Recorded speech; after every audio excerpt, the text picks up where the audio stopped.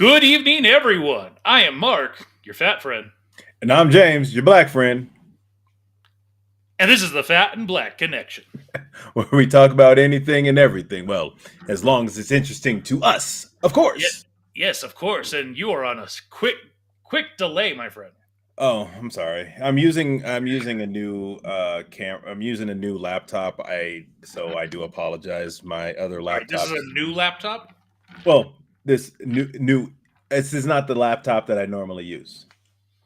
Okay, My so that laptop is having some issues right now. So I was gonna say your camera is very bad. yeah, no, trust me. Like this is not the one I like. I was like, shoot. I went to go turn Hold on on, hold my. on. Don't. Let's not spoil the story yet. We'll get there. Okay. So, um, before we get into anything, obviously, as we had there at the top of the show, 23 years ago. That's Uh, hard to believe it was 23 years ago. yeah, when you think about like that's longer than half of our lifetime ago. Yeah. Like that's crazy. Yeah. Um, we've talked about it before, but I think it's important that we never forget, right? Right. And I very much remember, that morning I had stayed up all night for some reason, couldn't sleep, and I had been on AOL because that was the thing back then. I was on DSL AOL, and I had been up all night, whatever I was doing, and um, I got kicked off. Something happened and it disconnected, and I was like, "Oh, that's weird." And so I went to reconnect, and right away on the page, planes flown into one of the twin towers, and went and turned on the TV and woke up my parents, and proceeded to watch the next plane fly in and Yeah. watch the towers go down, and went up to Ohlone that day after they had halted all air traffic. And I remember me and Joe Colici being up at the that high point behind the theater that Yeah. you could go up to on the hill, and just looking out over the bay, and no planes, just very quiet, very still. Yeah. No, I remember I was at home. I turned on yeah, I was so just a few days before it'd been my birthday, of course, and so we had gone out to celebrate, and I bought a Lego set or something like that, and I was, putting that together, and then all of a sudden, like, plane flown into. I'm like, what? And all channels kind of just switched to that, and yeah, then saw the second plane fly in and towers fall, and I went to wake up my parents as well. I was like, yo, like you, like, you're not gonna believe this. And my parents actually thought I was over exaggerating until they saw, and then they were like, oh wow. And then yeah, then watching the towers fall, it was a surreal day for sure. Yeah, and 23 years later, and still haven't forgotten. Hopefully that doesn't change, but I will say, I actually did forget what day it was up until a couple hours ago. Um, so it's weird. The more we get removed from it, the Yeah, yeah, like the year after they think like um I know they did something for the 20-year anniversary. So it'll probably be like the big, like the probably like something in 2 years for 25. Probably at I mean, 25. they And had a service and everything at in New York. yeah, I'm sure they do that every year. I just didn't like literally didn't see anything. Actually, I really have the TV on today at all. Um, I was I was just watching stuff on the DVR. So Well, another big loss this week. yeah, James Earl Jones. man, literally, I got told about this. I saw a text message on my watch, and I was just like, nah, nah, nah, nah. And then when I went on break, I was like, yo, is this for real? And they were like, "Yeah, it's real." And I was like, "No!" I went on Google, and that's when I went on You didn't Google. do that right. It's more like no. Yeah, Oh wait, that's the Hayden Christensen. No. Uh, was that him? yeah, yeah. I thought they put his. I thought they put James Earl Jones like voice over that. I thought that was him. It was a blend from what I understood. Oh, okay. Yeah, it was. That was disappointing, but but no, So, like man, Mufasa, Darth Vader. yeah, Darth Vader. What was his in Conan the Barbarian? I don't remember. Well, and actually, here's the thing though: his legacy will live on, not only just because of his films, um, coming to America, but um, the first theater that he ever worked in New York renamed was renamed after him 2 years ago. I think it was 2022. I believe it was renamed after him. So, yeah, no, that was a hard one.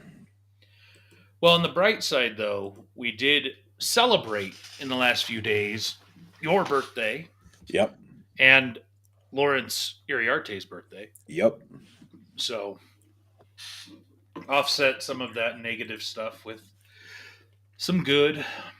yeah, absolutely. Hey, guess what released on Friday? The first episode of Oak Ridge After Dark. That's right. Episode 1 with Jam the Artist. Yeah. How many total downloads would you guess Oak Bridge in general is at? So I know we were at over. We had hit 15,000, 115,000. I apologize. And then, so I'm thinking we're about 125 now. Pretty good. We just broke 126 earlier today, so yeah. Nice. How many do we have on this first episode? Over 2,000. It's like 2,500 almost. Okay, Yeah. cool. So this Friday, episode 2 of Oak Bridge After Dark with David Sword. Sword. Oh, Swordmeister. sorry, I meant to add, again, American Pale Ale or American Wheat? Let's go wheat. Okay. This one is called Master of Fortune, American Wheat Ale. Oh, and I gotta make sure I throw in the Pop Culture Kaboom beer koozie. Thanks, Jimmy. Thanks, Rob. You can get your own too. Oh, sorry, I didn't mean to put that in the microphone. Of course you did. I didn't mean to do that. Well, while you're drinking that, I'll be drinking some Kirkland brand Tennessee sour mash whiskey Is that with is that like Jack or is it Dr. what's Pepper Zero. Yes, it is Jack. okay? Because I know So they put their own name on it, but they just buy enough of it. yeah, so we kind of had a big weekend, wouldn't you Oh, say? yeah, So yeah. I think what we should do is kind of like recount what's been going on since the last time we were on. And the last time we were on, you were here That's with right. me. That's You right. were right back there. Right there. Right back there. Um, and so Kaboom-Con Yep. was this last Saturday, Sure September was. 7th, your birthday. Yep. And we've got Aline, Nicole, Straight Embry. Really sad I missed it. Yeah. We're sad you did too. It's a good one. So let's talk about it, shall we? Shall. So I think we just recount it, step by step, if you will, Yeah. because you and I led very different paths day of. Yeah. And so let's start with, of course, Friday, which was load-in day. Right. We on Thursday had picked you up a rental car Yeah. so that we could get stuff loaded in, and we had one of my coworkers, Daryl, good guy. He came Daryl. on Friday, and we were able to load some of the large, oversized items into his vehicle.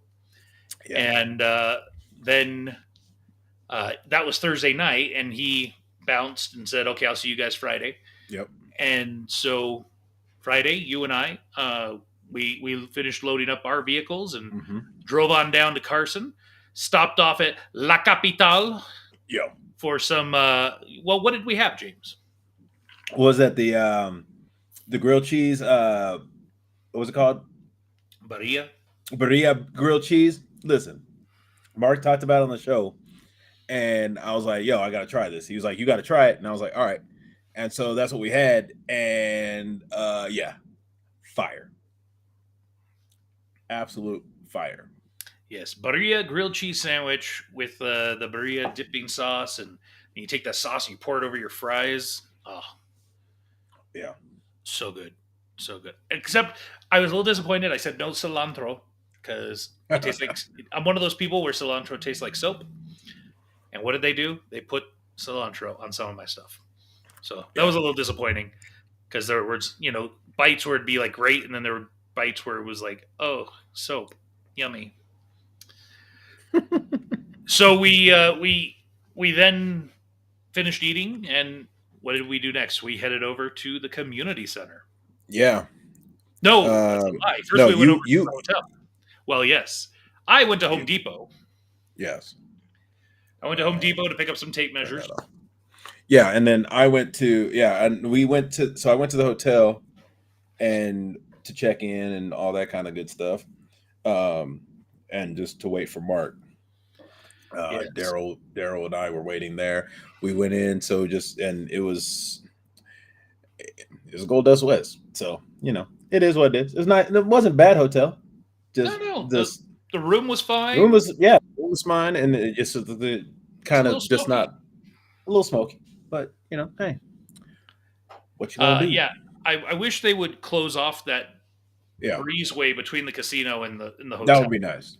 That would be nice. Have like a even a sliding glass door or something right there would be Yeah, helpful. because it certainly gets a little too smoky down in that hallway, and Yeah, if you're because around the corner or maybe up on the second floor, it's not so bad. I'm guessing, but yeah, but I'm thinking like because that's Tyrus had to move rooms because it was messing with him and his see CPAP. Papa Lappa.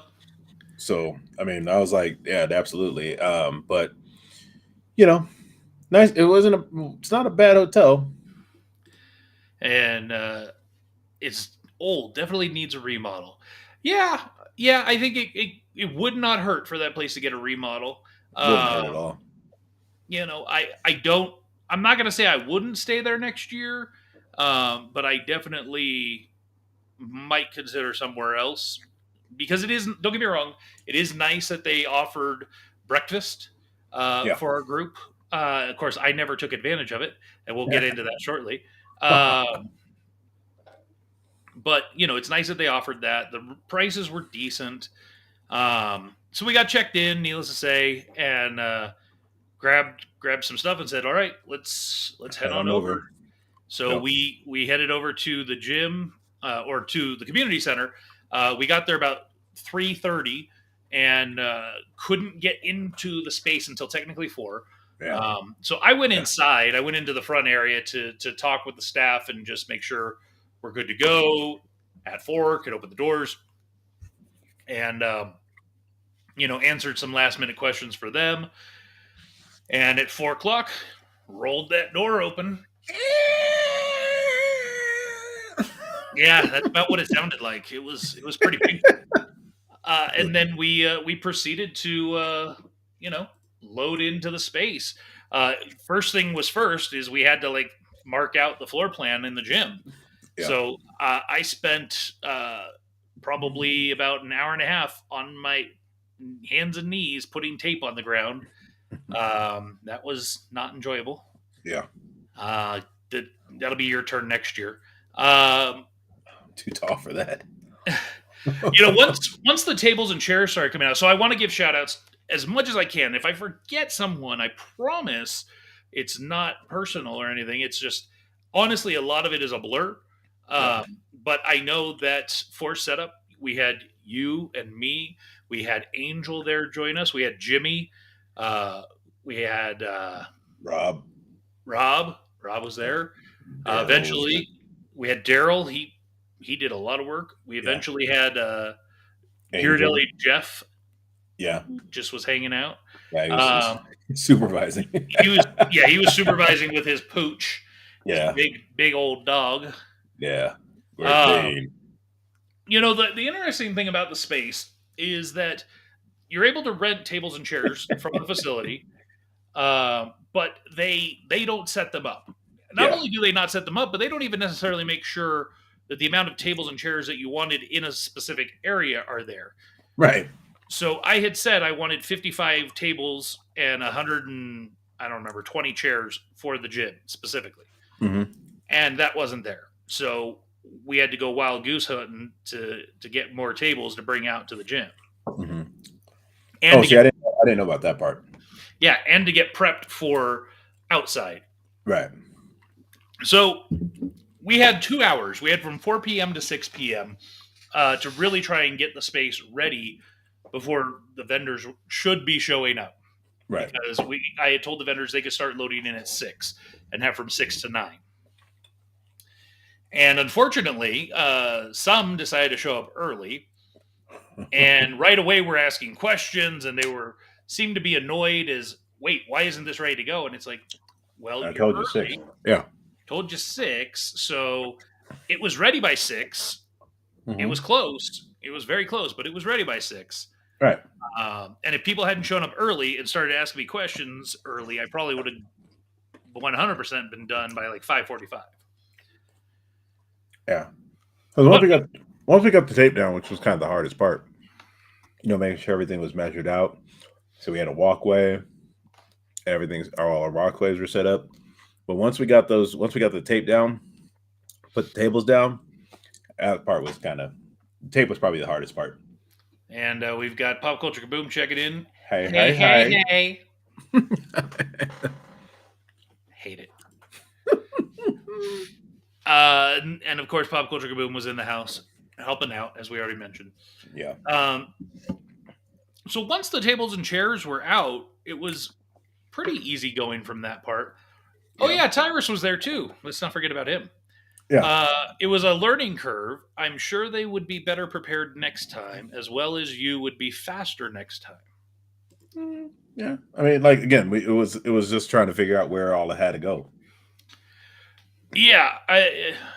Well, and the hard part is I need to make sure before we do another event in there, I need to make sure that I go and do my own measurements Mm-hmm. to make sure that I know exactly what square footage I'm dealing with, because the thing that they had provided me, I'm not sure where those measurements came from, because you've seen the floor plan that I created based off of the dimensions they gave me, Mm-hmm. it was tight. And looking at the floor, we actually could have either had wider aisles, or we could have potentially added another row of vendors potentially. Yeah. Along that back wall right there. Yeah. Yeah, the entrance. Yeah. And No.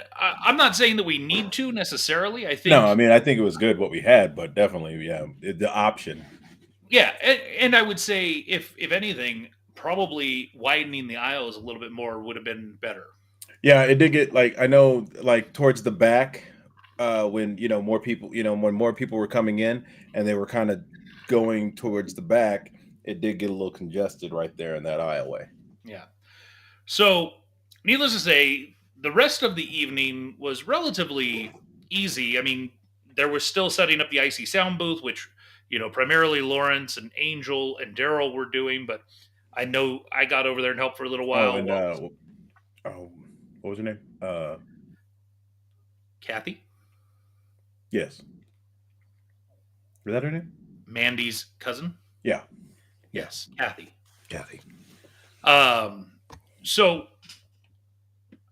it really, the rest of the evening for me up until 9 o'clock was a lot of just talking, engaging, answering questions, just making sure things were in the gym where they could be, making sure we had the tables and chairs ready for the next morning, close Yeah. to where they needed to go out to the parking lot. And It was way easier. It was way easier to do that during the day than it was at night, having to load them up. Yikes. yeah. So I was exhausted. I don't know about you. I was exhausted by the end of Friday. What? How were you feeling? I was yeah, I was pretty tired, but you know, that's when I was going around making sure everybody was good, and then also um giving time calls when it's getting closer to when we're getting closer to having to close it down. So And let's then, give of course, we finished wrapping it up, kicking everybody out at 9, and we headed over to Big Chicken. Big Chicken. Shout out to Shout out to Shaq, man. Shout out to Shaq's mom. It's her recipe, evidently. Oh, is it? That's what he says in the commercials. Oh, thanks, Shaq's mom. Yeah, no, Big Chicken was delicious. Um, we actually ate there twice that week, I ate there 3 times. 3 times. Yes, I went back Sunday. Oh, yeah, no, like that. I mean, the sandwiches are good. The fries are delicious. The chicken fingers, the popcorn chicken, uh, it's The all good. shakes. I didn't have a shake there, but You should have had a shake. The shakes are so good. they have this root beer that's fire. Evidently, that's the new root beer that is the standard with Pepsi Fountain. Really? Yeah, because I went over to Jersey Mike's recently, and they had that same root beer on the Pepsi Fountain there. Oh, maybe it is on just a standard thing. Yeah, so I agree, it's very good. I ain't mad at it. No, no, I it's hadn't had, and that was the first time I hadn't had root beer in years. So that was the first root beer I'd had in a long time, and it was very delicious. so we were at Big Chicken. We shut them down. They closed at 10. Yeah, it was really cool because you know Lawrence and Brent Anderson. So Brent Anderson is kind of I think we talked about it before. He's kind of a mentor to Lawrence, which was so it was awesome, and they were chatting, and so I kind of grabbed when I was sitting down, I kind of was chilling out and just kind of not really getting in on the I was just kind of listening to the conversation, just absorbing like what he is throwing out there. Because I mean, wealth of knowledge when it comes to the comic game. Absolutely, and of course that's Mr. Anderson. Mr. Yes, Anderson. Mr. Anderson. Yeah, Um, really nice guy, man. Met his mom too. yeah, yeah. His mom came through to the event. Yeah, she Absolutely, actually lives out there apparently. she does. She lives down near Gardnerville. Okay. So yeah. So then we went back to the hotel, and I I was exhausted. I hit the bed. I was out, Yeah. and you unfortunately had to go to the airport to pick up Connor Howard. Yeah. Yeah. I gone. No, Jeff actually. Yeah, Jeff got a cab or something out to the event. But yeah, I went to go pick up our guy Connor Howard. Picked him up, drove him back, dropped him off at the hotel he was staying at, the Hardman House Hotel, and then got back to the hotel. And yeah, I was also crashed out Yeah, unfortunately, we crashed a little too hard. a little too hard. So I happened to peek my eyes open and noticed sunlight was coming in through our shade, and looked at my watch and jumped out of bed because it was 7:02 and we were supposed to be at the facility at 7 o'clock Yeah. for load in. Yeah. Needless to say, threw clothes on, brushed my teeth real quick, ran out the door. I don't know what you were doing because you didn't get to the space until like 30 minutes later. It wasn't that long. It was like 15 minutes later. But yeah, I also brushed my teeth, took my vitamins and uh and got out. Said your prayers. Yeah, said my prayers. Oh, yeah.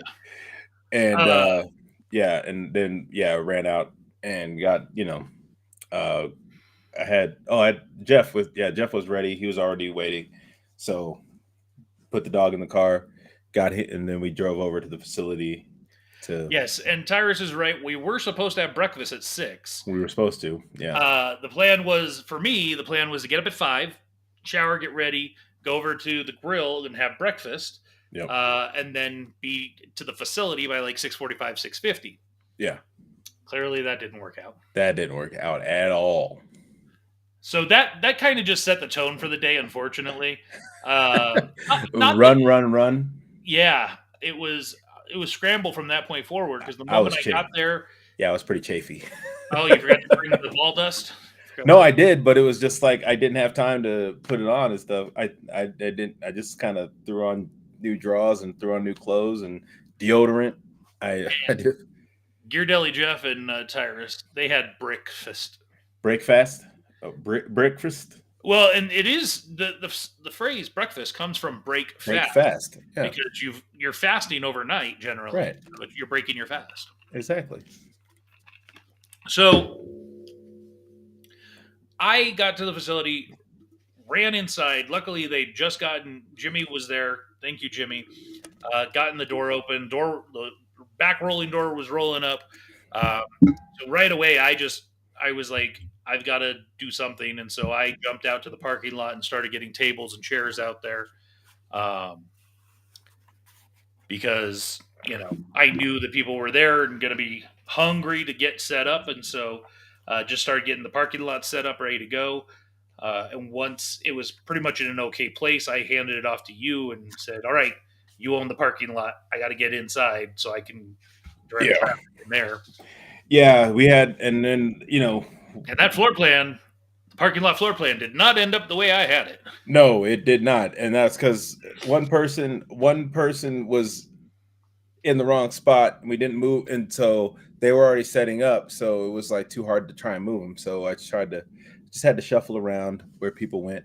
And then a couple of our vendors didn't even show. A couple of the, A couple, quite a few. yeah. Well, I'm saying like the ones that were in the parking lot. So that kind of helped. So we weren't. I was able to do what I was able to get it worked out, but because a number of these vendors didn't show up. So Yeah, which is mind-boggling when the you paid for a space to be at right. this event. Yeah. Granted, we didn't charge a lot. We No. we we wanted to provide opportunities, so we didn't charge a lot. But still, like you just gave away money. I guess if you're okay with that.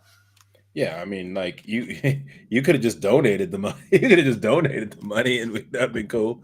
What I will say, I'm going to give a shout out to Kai's Heroes. This was one that had put in for a booth, um, and I let them know, hey, you're only going to have a couple days to pay this rather than the 15 days, um, because they didn't sign up and didn't get an invoice until like the week leading up to the event. Right. And so, unfortunately, they didn't pay in time, so I went ahead and canceled them. And the guy showed up at like, I don't know, it was like 11 a.m. And he was like, "Hey, I'm so sorry. Um, you know, let me give you the money." I said, "No, no, man, you don't got to give me the money. Like, A, I canceled your invoice, and B, like, you don't have a booth here, so." We're good. And he was like, "Well, no, I don't feel good about it." And I said, "You know what? If you really don't feel good about it, go buy some raffle tickets."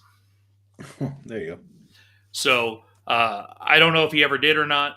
I don't, for me, it doesn't matter. The point wasn't, give me your money. The point was, you know, next time, pay your invoice. go. Yeah.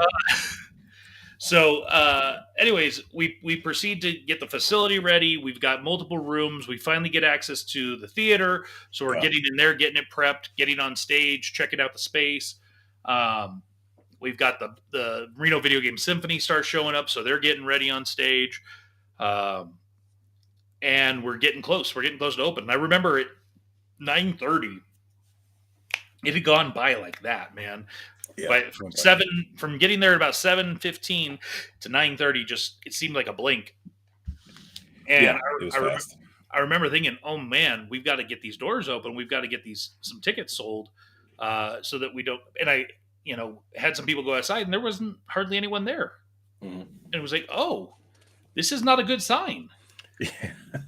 This is maybe this is not going to be a thing." I'm not going to lie, I was concerned because I think, we had told people that had prepaid and were radio contest winners, hey, come early. We'll let you guys in early. We'll get your tickets and everything wristbanded, blah, blah, blah. And I think at open, the line was pretty short. I think we prepaid and radio contest winners, we maybe had like 20 to 30 people. And on the other side of people, paying morning of because they hadn't bought in advance, you falling asleep over there, bro? No. No. Uh, it was probably about another 20. So about 50 ish people came through within the first 30 minutes. Yeah. So, it wasn't, 50 people is more than I think we saw at some events we've been to. Yeah, no, we had actually there was a number of people that came to the back. They seen like the tents or whatever and thought that we were the farmers market that was actually on the complete opposite side of the event. Hmm. Of the park, actually, by the outdoor, what is that, stadium for rodeos and stuff they do. Yes, indeed. And Jeff said, yeah, there was a line till we opened of vendors checking in. So Yeah. us getting that late start. And Tyler says the line stayed short, but it was a steady flow, and that is I think That's a true statement. that is a true statement. So I'm gonna spoil a little bit through the course of the story and say that we had for a 8-hour event, 10 a.m. to 6 p.m. We had over 1,000 people on site.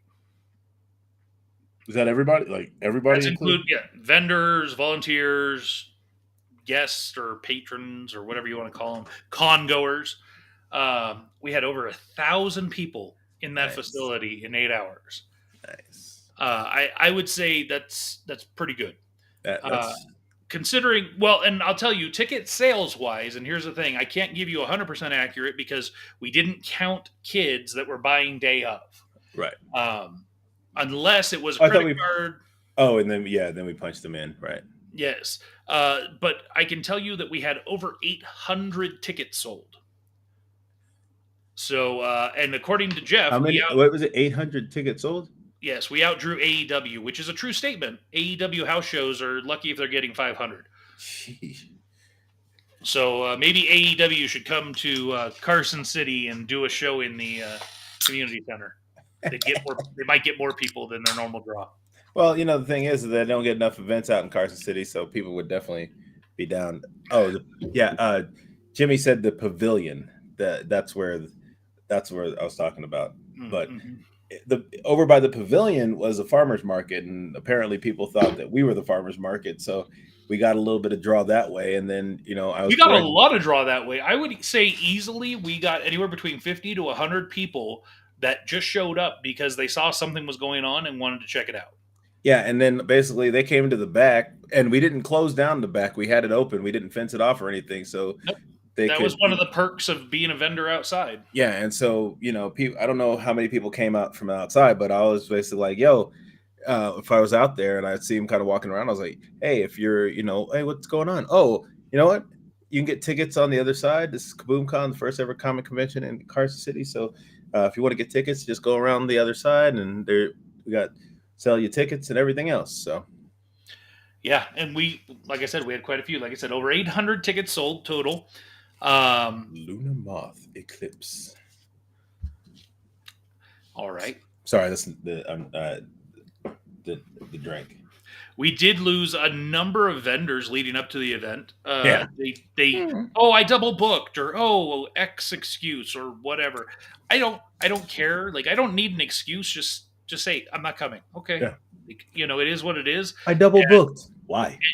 And the interesting thing as a promoter, I guess I can call myself a promoter now. Yeah. As a con organizer, next year I'm going to be a lot more choosy. Yeah. We had wait lists. I could have easily told people no.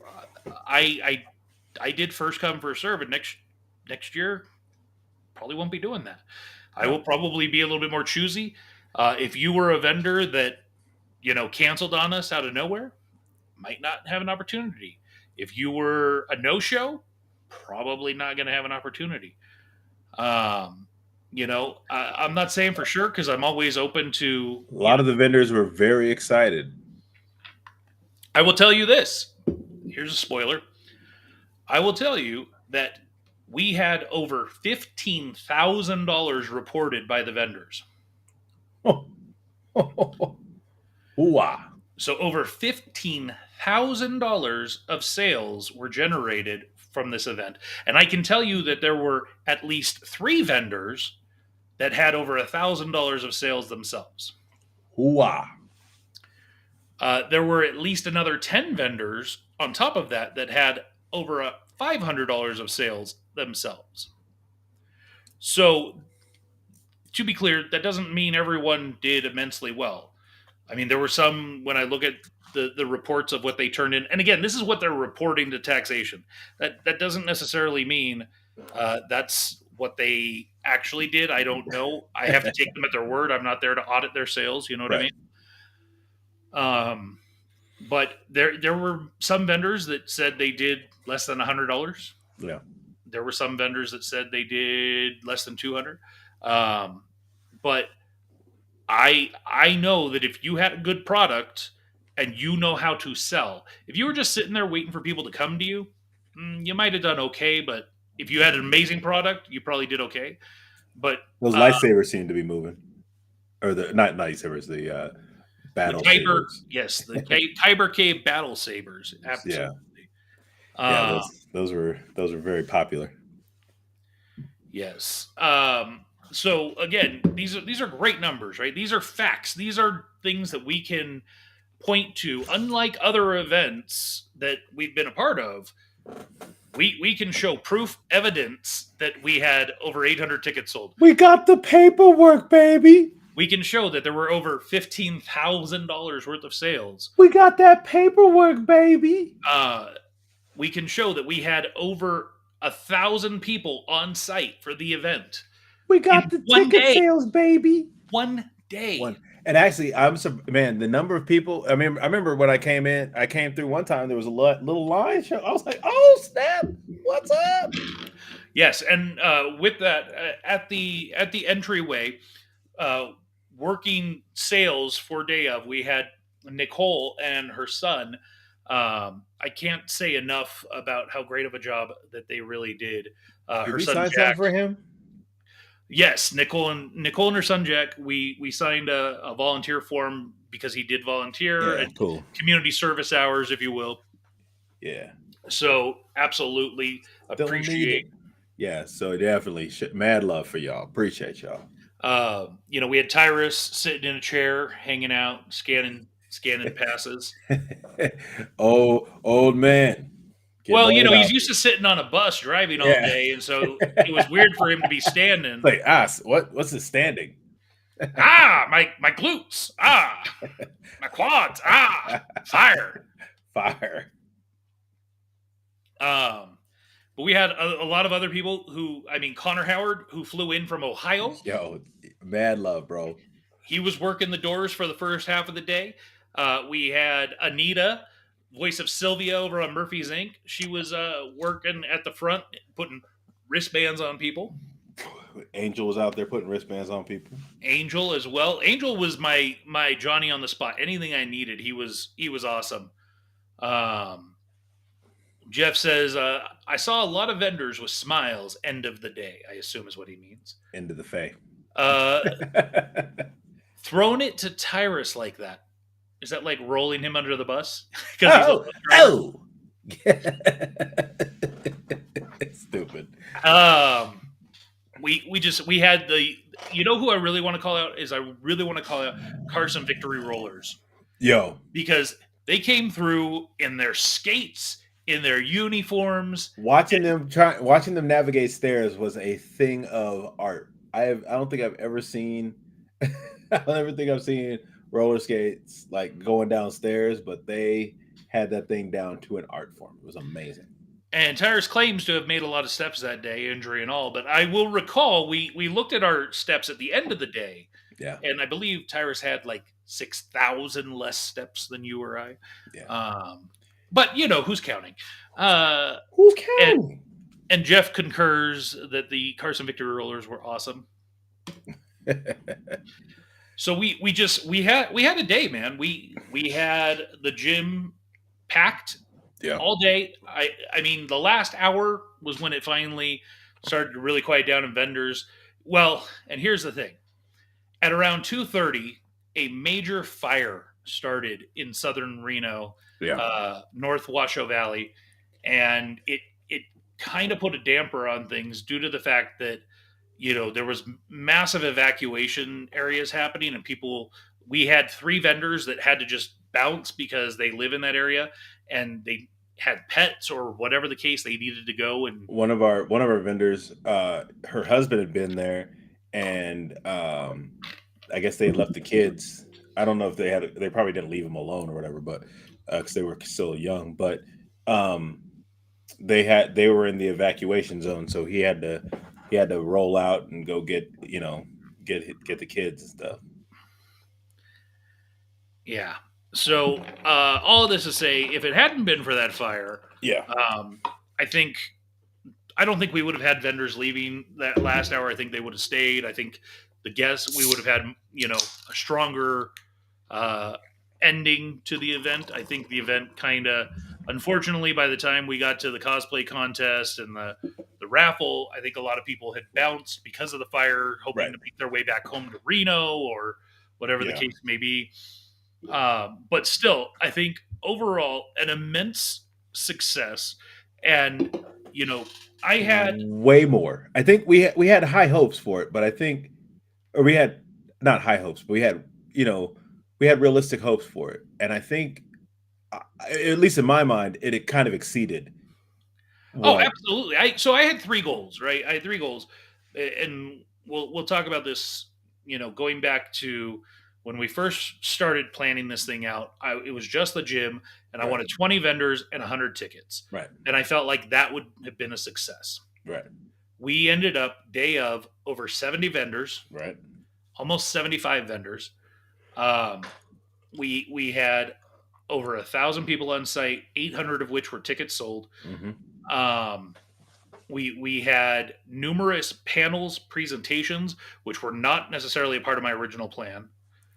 Right. We had food and beverage vendors, which was not a part of my original plan.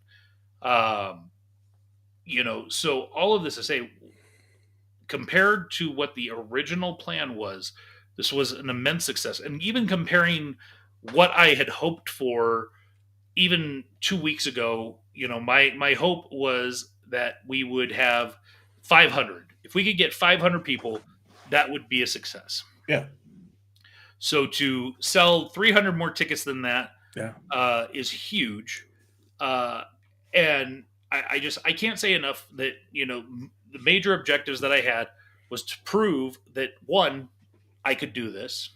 Right. We could do this, I guess. No, you were right. Mostly You at me. and I said, because I mean, I was basically like, you know what? That's why at the end of I said, I walked up to you. What I say? You did it. Great job.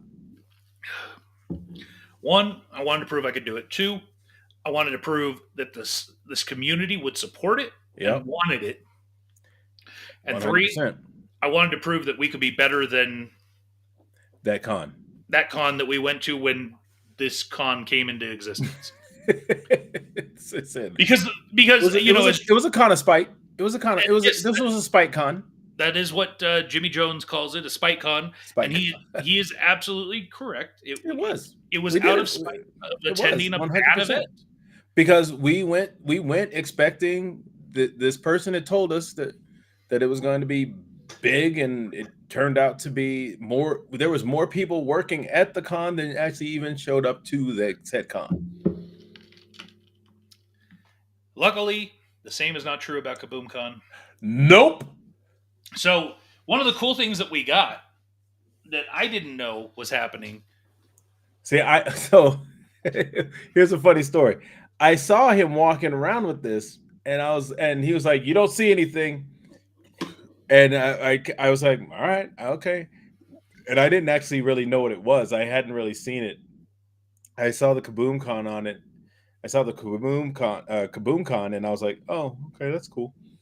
And yeah, what was his? I forget which booth he was with. Wood Devil Designs. Yeah, Wood Devil Design. So he made this, and he made it for us, and so um, yeah, Wood Devil Design is awesome. So yeah, so I saw him going around, and he went to every vendor. He was going around to every vendor and having them sign it.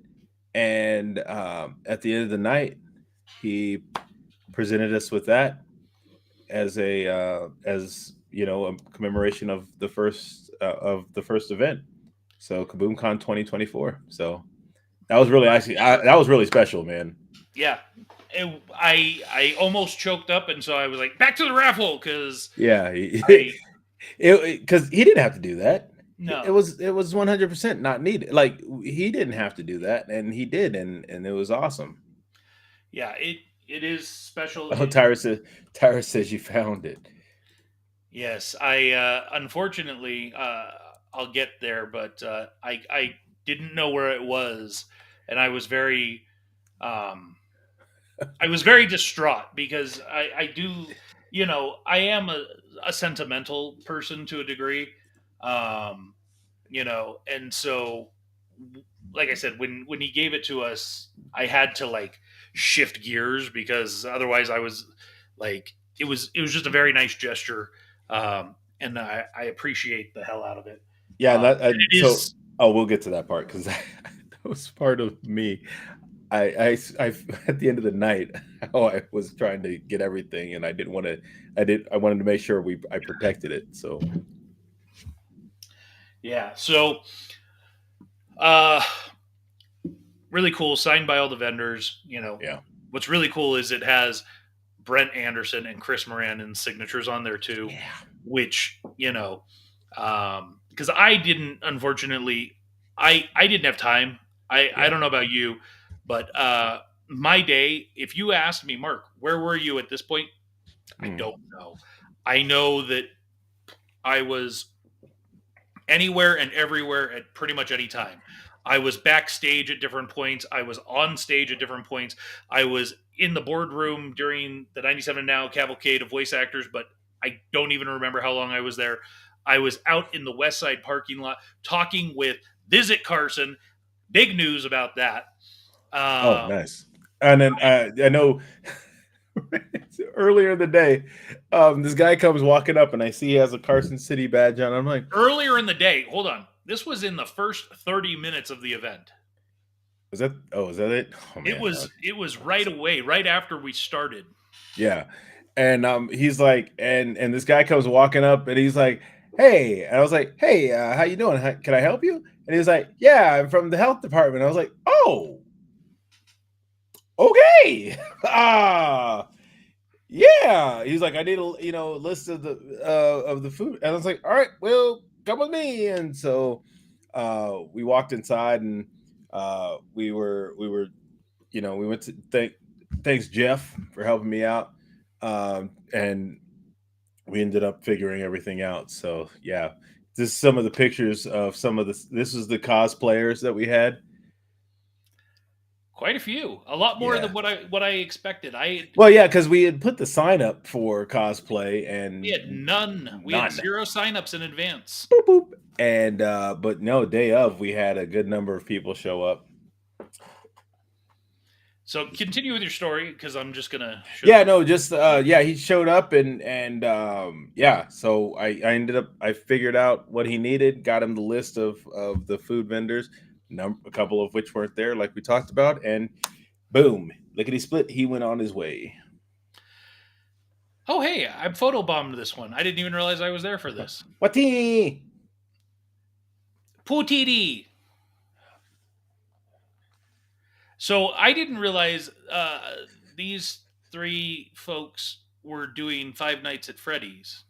Oh, is that what that was? Yeah, so they were actually a group costume. You guys said there were no group costumes, but I We guess, had well, yeah, we didn't realize. Well, when they signed up, we didn't realize they were groups. well, So and that's part of it. Did they sign up saying they were a group? I guess yeah, at the end of the day. Lesson learned: we're not going to do 8 categories next year. new. We will probably do a ranking. You know, one Yeah, first, second, and third place, yeah. something like that. It's kind of Um, down the line. why does this person look so upset? Which one? No. How much is it? I don't have enough money to purchase. And this is Van Gogh from Kyber Cave. He's the one that interviewed me over on their Saber Rattle show. Yeah. Um, he and I have messaged a little bit back and forth since the event, and he said how proud he is of what we did, considering this was our first ever con organized. Yeah. Um, I only had one complaint from one of the outside vendors, but I was like, okay, sorry. what was their complaint about the wind? No, it was they didn't realize they had stuff that could melt and stuff, and so I mean, so their complaint was that they were weather, outside. yeah, they So their complaint was things that were not within our control. Okay, I'll take yeah. that. Well, they were like, offer shade or whatever, and I was like, okay, yeah, I think that could help. I But I mean, think even at the end, I think by the end of the day, even the ones that were in the shade weren't in the shade anymore. yeah, and shade only lasts for so long if you stay in one fixed place. Yeah, So that's Th- why that they were this is the group winners of the group cosplay of the that con. Skeletor. Skeletor, Shira, and Rainbow Bright. I don't know how that works, but that was mom, dad, and daughter. So I was like, okay, Yeah, no, the Skeletor was awesome. that was dope. I was surprised that you guys didn't go with this because this is an We actual. didn't even see them. Oh, did they not come for the actual contest? No, Oh, yeah, Peach, Mario, this is Luigi. the first time I'm even seeing them there. Oh, okay. Some of these I didn't see either. So I mean, you know, obviously I wasn't at the cosplay contest. I was not judging. I Yeah, did see when you guys had them lined up to go out onto the stage, but um, like I said, I was everywhere and anywhere at any given time. This is a great one too, but yeah. Where was this guy or girl, whoever this was?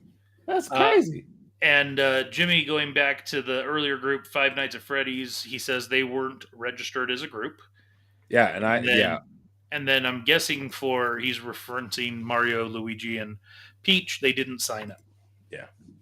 And to be clear, Jimmy and James they ran the parade of costumes, and Crystal was running the sign up booth.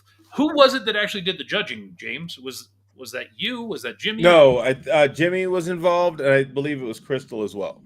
Okay, good because I wouldn't want your opinion because it really doesn't matter. What is this character?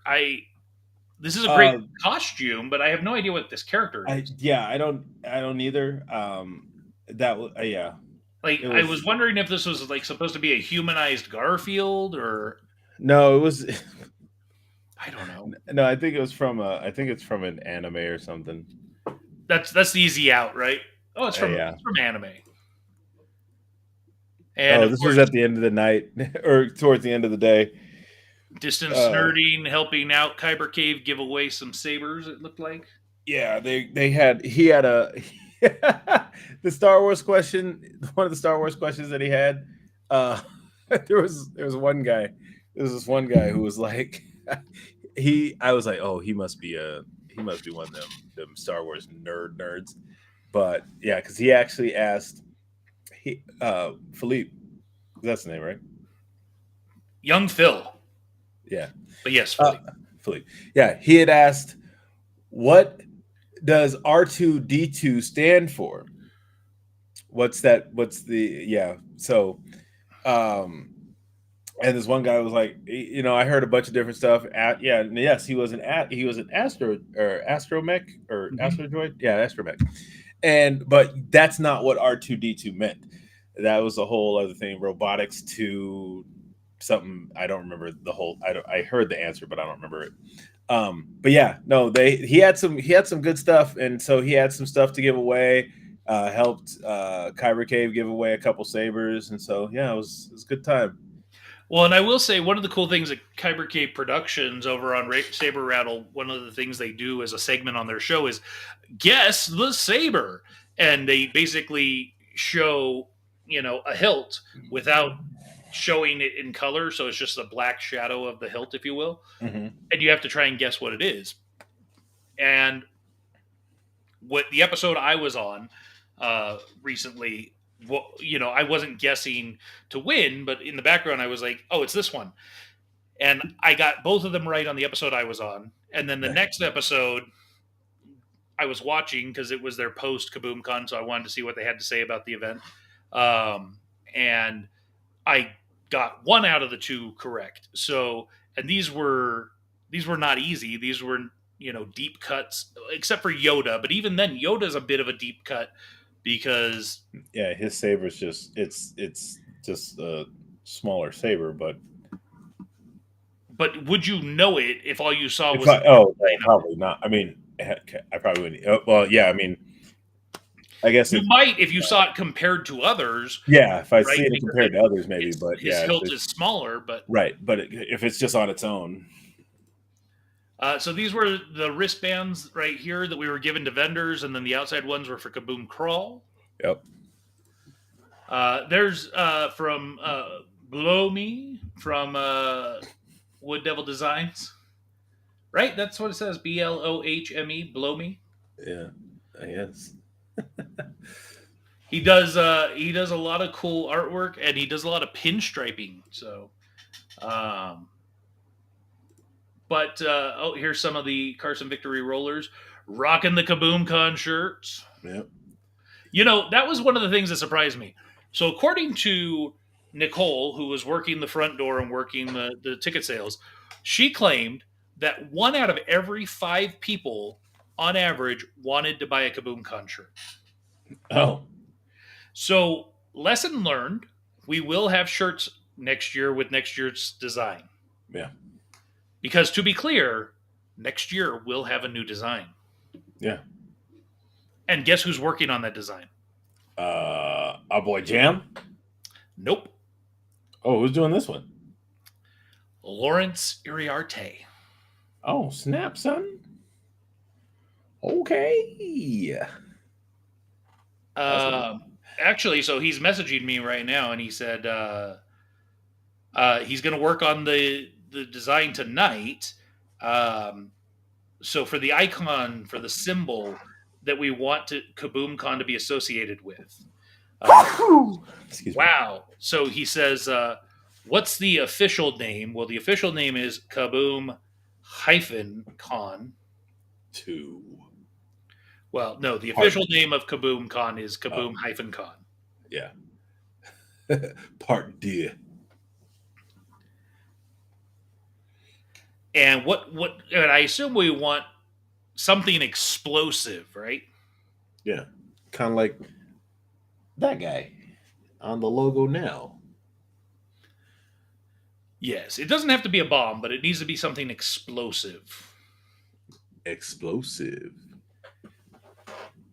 And yeah, so we'll see what he comes up with. And Jimmy's complaining that he didn't get a staff shirt. Well, technically, the staff shirts were not meant for people to keep. They were supposed to return them so that we could use them again in the future. But I don't know that they all got returned. I don't think they all got returned. And that was like Mario. Yahoo! Your sneeze. Oh yeah. So this was actually pretty. Yeah. So this was kind of an interesting thing. So this is the Godslayers booth or Tenebris Anima comics. So they do the Godslayers comic and a Taco Bell family pack. What is that? Is that what we want to be like the explosive? No, that's definitely explosive. We used to get that before shows. Absolutely.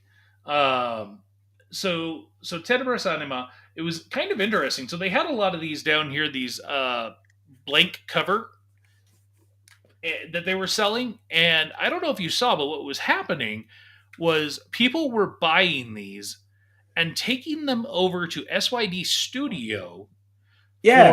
for Okay. Steven to draw a custom cover with one of his like designs. Okay. I was like, because I saw him with one earlier, and I was like, was like, wait, Godslayer, you don't have. And then I walked past this later on, and I was like, wait a minute, and nothing. It didn't really, yeah, but no, yeah. So it was some So cool synergy happening between vendors, which was yeah, great to see. Like, I don't know if these guys know each other. I've got to ask Steven at some point. But awesome synergy, which is always nice to see. yeah. Um, Speaking of synergy, Synergy. so this was actually the first thing I had had to eat or drink all day, and this was probably somewhere around 1 o'clock. Oh, Um, because that's right, folks. I had not had because of it having to get up and scramble and rush. I did not have anything to eat or drink, and actually, I did not eat anything until we had dinner at night. oh, snap. No, I made sure I made sure to stop and grab something to eat. I just kind of scarfed it down and then went about business. But yeah, I was Well, like, and I think that was a moment we actually had where we weren't just like two ships passing. We had a moment where you were sitting down eating, and I came by for a moment. yeah, and I But was just yeah, because I was just like I was like I have to, I was starting to kind of run on fumes, and I was like, yo, I gotta eat something, and and Jimmy says ew, and I understand. Whenever I see a picture of you, Jimmy, I go ew, so I get it. and yeah, Like I so said, he's got a face for radio. I went to the bus boys. I didn't have what I wanted, but that's also because they didn't really have fully functioning kitchen type stuff. But I did have the chicken. I asked the guy, I was like, "Yo, what would you recommend?" He said the chicken salad sandwich or whatever. And actually, was pretty good. There was some. It was definitely. It was good, but it was just like, why are there certain things in this that's unnecessary? But what are you gonna do? But no, like literally, yeah, sat down, ate something real quick, got back in, and was ready to rock and roll again. So yeah, Sorry, Lawrence is asking me for more deets around the logo. So, um, look at the old one. Just kidding. Don't do that. no, we don't want to. We don't want We're gonna to. do something different. So this is KMBC, one of our nonprofits that we Non were. Uh, non profits. and Tyrus asks, "Could you smell the game room from there?" Ah, so we did have a game room that was hosted by The the Academy. Academy, and I think they did a fantastic job. Uh, they had plenty of members of their group there. They had plenty of game options in the room. Yeah, I will say, they were setting that place up. yeah, they handled that room, and I think they did a fantastic job. I will say, I think we need to get them a bigger space, and we need to definitely make sure that there's like air purifiers in there, because there was some serious funk coming out of that room. I didn't even walk past that room, so I wouldn't know. You didn't go in that room once the entire event. I went in once to check on them, like when they got there, like when it opened up. I went by to make sure that if they needed anything, if they needed, I needed to make sure they had the wristbands for the ones that were working, and I make sure they were good with setup and everything else. So in this picture, we So I see got there before. So I got there before people were there in there. fair enough. We've got KMBC, which was one of the nonprofits that we've sponsored, uh, and so it's interesting that the sign behind him says "sponsored by" because that's a false statement. We sponsored them by providing the opportunity for them to receive some cash, which we had two nonprofits, as a matter of fact, KMBC. Um, My man said it was super hot in there. Not that it was temperature warm. No, it was just funk. There was a funk for sure, and it could have been the room because I know that Weight Watchers was in there beforehand. Uh, Ugh. Sheesh. um, so No one of shame. the No things we shame. did announce, so I did call into KNBC Pop Culture Kaboom's radio show on Sunday to announce that we raised $250 each for KNBC and for Cold Nose Rescue and Sanctuary. Awesome. So Whoops. Sorry. congratulations to both of them. We'll be cutting checks in the very near future as donations to KMBC and 95 and Cold Nose Rescue and Sanctuary. Woof. Here's another vendor booth, Kitsune's Treasures. You know the I never weird seen thing this to me. So that's what I was going to say. The weird thing is when I look at some of these pictures and I'm like, one. Where I were they? I swear I walked by every booth and I tried to talk to every vendor. I know I didn't, but I tried. I do not remember seeing this booth at all. No, 100%. I'm What's like, What's even more sad is this is a booth that was right on this booth would have been right in front of like Brent Anderson or Chris Moranin's booths. damn, did we not even turn around, bro?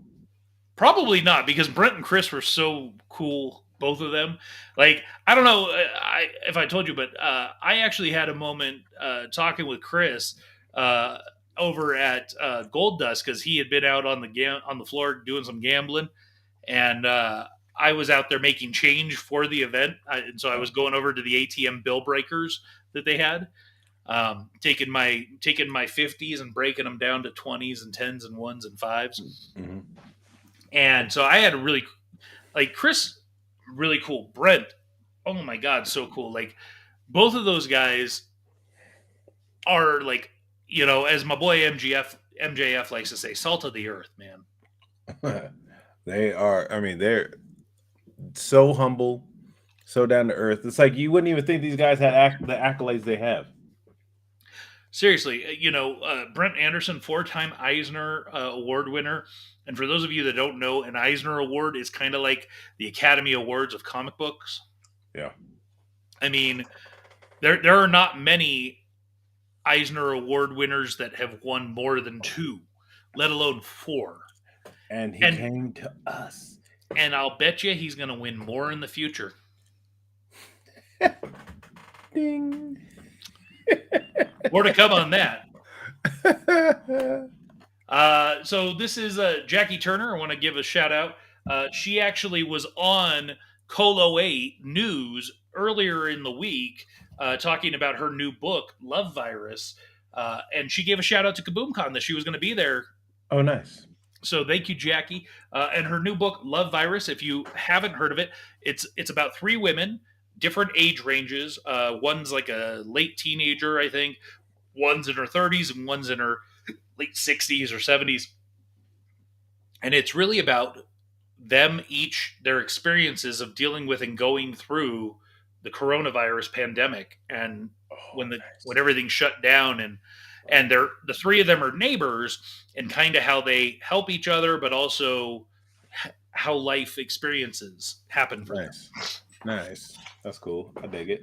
So check it out, Love Virus, and yeah. So those are all the images I pulled. There's so many more out there. Go check out our Instagram. Go check out our Facebook page. Um, Hooray!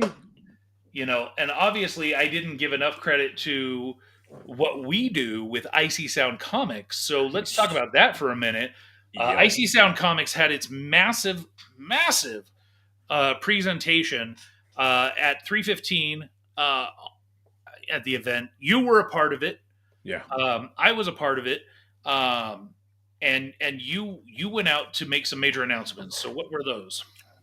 So at that point in time, we had reached over 115,000 downloads at that point in time.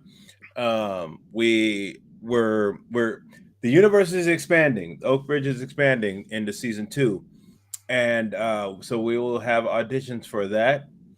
When are those? That's October 10th and October 12th. So October 10th is in the evening, and October 12th is in the morning. Morning, right? So is it?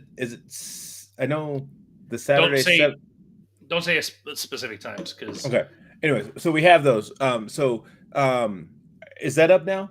I haven't posted it. I was waiting to see if Ashley was going to, but okay. I will probably just go ahead and get it posted. I think I have. Yeah, at least let's post it, and then I'll pull. I think I still have the form in my. I have the form in my email. So there's a couple people that I want to come audition.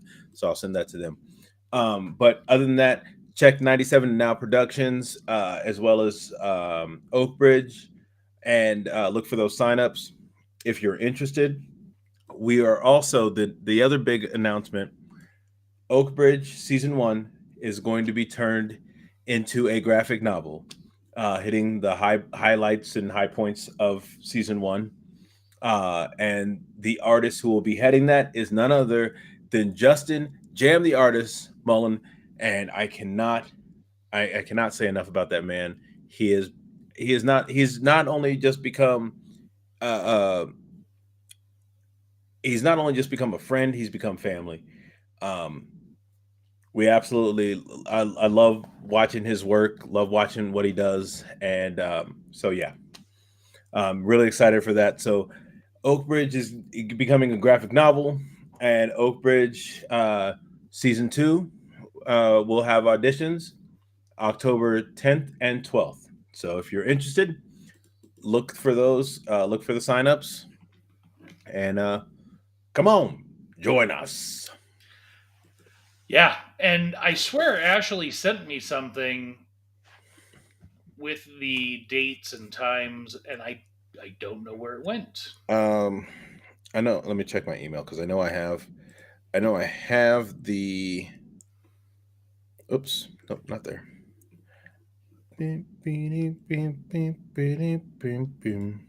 And I Also, I will announce because I don't. We didn't announce it there anyways, so it wasn't. We will have a blooper show. It's short. It's really short. It's actually about 15 minutes. But Joe Bly and I will be doing a quick introduction to it and then just letting it go. So Yes. And so for Oakbridge season two, since that's what we're talking about, here it is. here is the audition form. Really briefly. So please provide accurate and honest information. Please prepare. This should say at least a 60 to 90-second contemporary dramatic monologue to be presented in a way representing characters you are interested in playing. Wow, in player. Good golly, this has got to be updated. Please um, prepare at least a 60. See, this is why we proof stuff. Presented in a way representing the characters that you're interested in playing.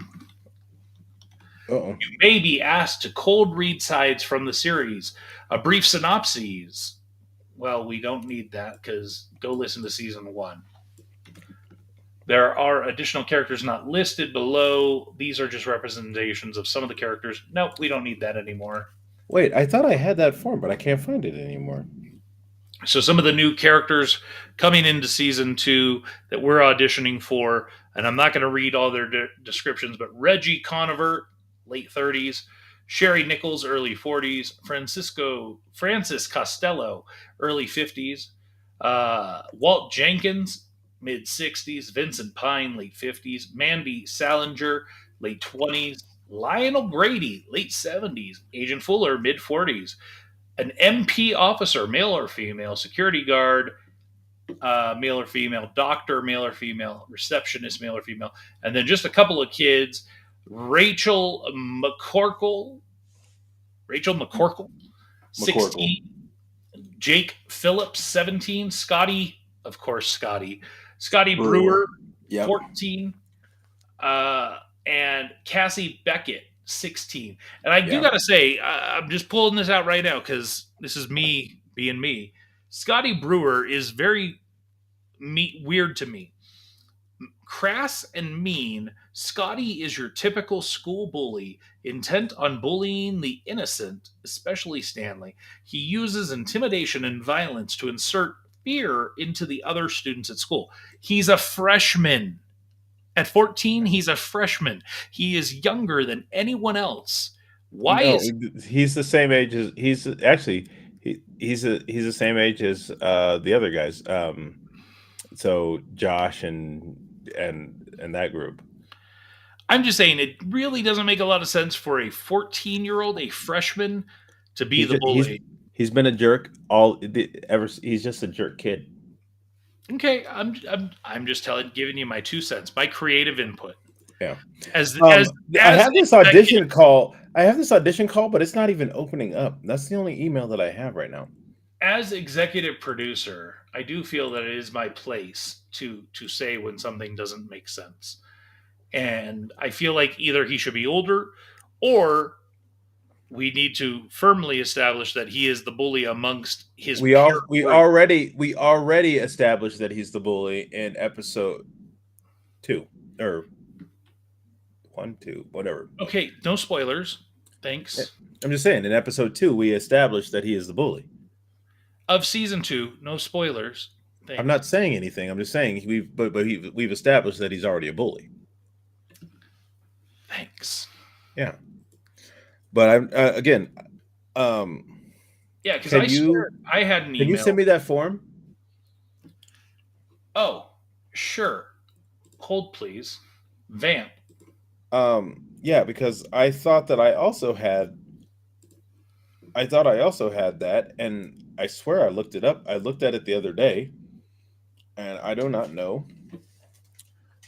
Oh shoot! I don't know where it went. So we are now accepting responses and signups for Oakbridge auditions. Grabbing the link. Give me just a second. I'm going to throw it into the chat here for anyone who's interested in auditioning for Oakbridge season 2. There you go. I'm going to throw it in the chat here for you over That in the doesn't private chat that doesn't really help me a whole lot. because you don't know how to copy and paste. Well, no, it's just because I need it. I need it to my. I need it to my email so I can use it that way. You need it to your email so you can do it that way. Okay, fine. Here, we'll do this, James. And if anybody ever needs to get a hold of James, it's James at 97adoutproductions.com. Absolutely. You are more than welcome to reach out to him. If you any question that you have around auditions, he's more than happy to answer. Yeah. So there you go. It's in the wind to you. Thank you. So switching gears back to Icy Sound Comics. So number of announcements coming out.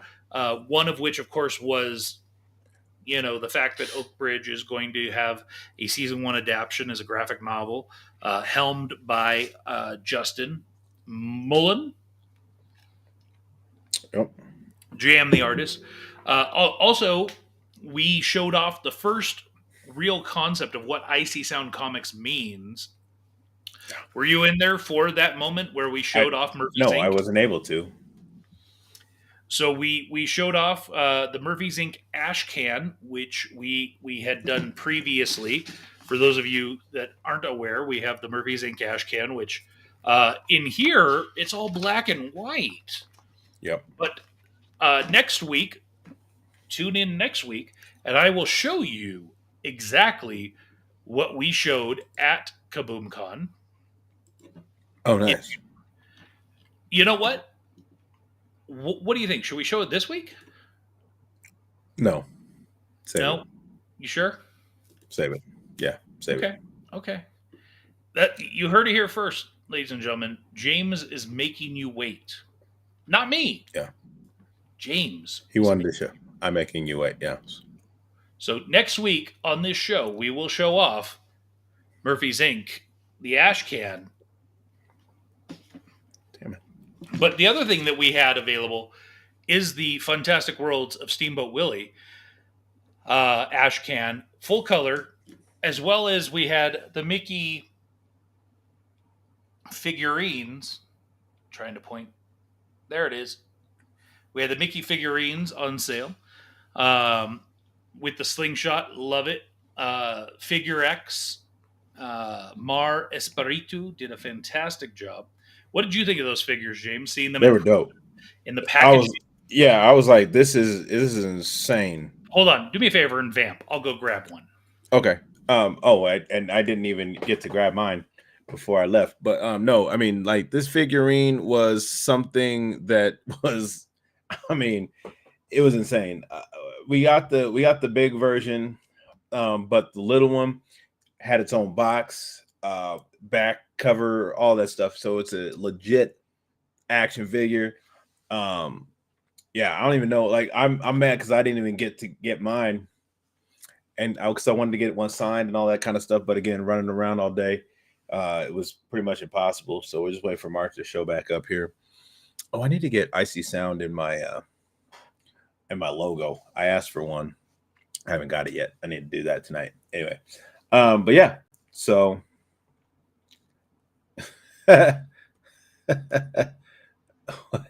BJ is such a tease. What? Thanks, Daryl. Well, what's up, Daryl? Thanks for thanks for showing up, my guy. Oh, is Mark back? I think he is back. Three, two, one, one, one.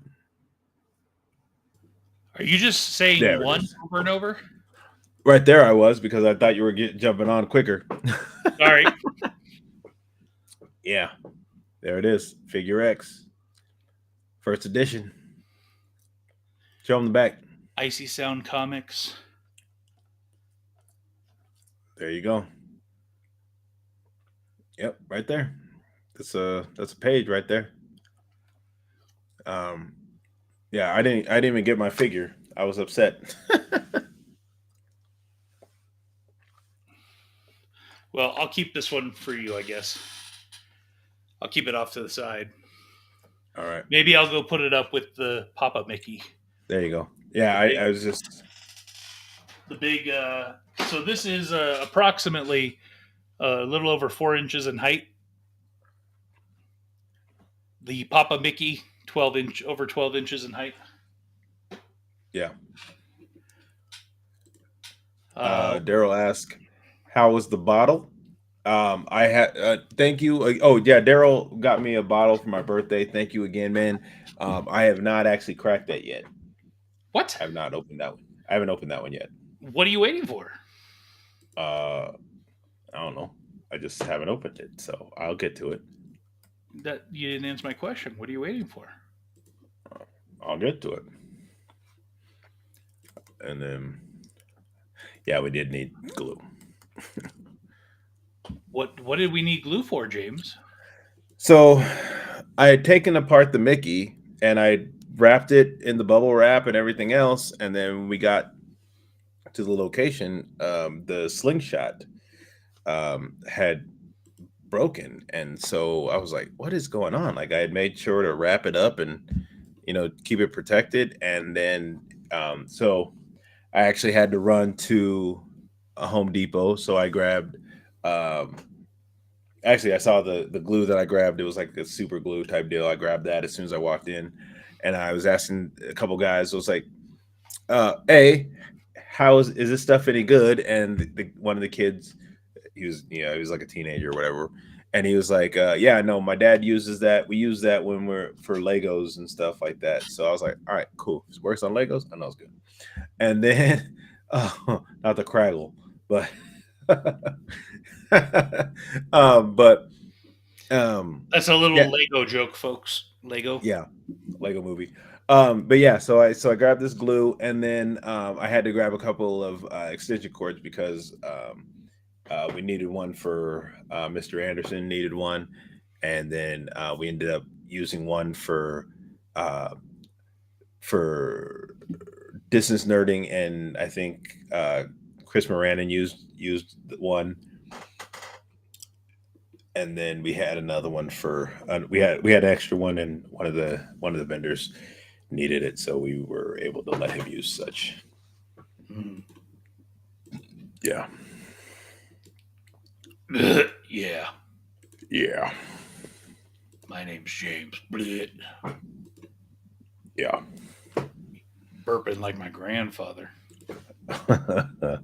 Just had some burpy burps, Some burpy burps, ladies and some gentlemen. burpy burps. So, all of this to say, I have left out the fact that Icy Sound Comics in the Fantastic Worlds of Steamboat Willie will be releasing in three, count them, three different languages: English, Spanish, and Tagalog.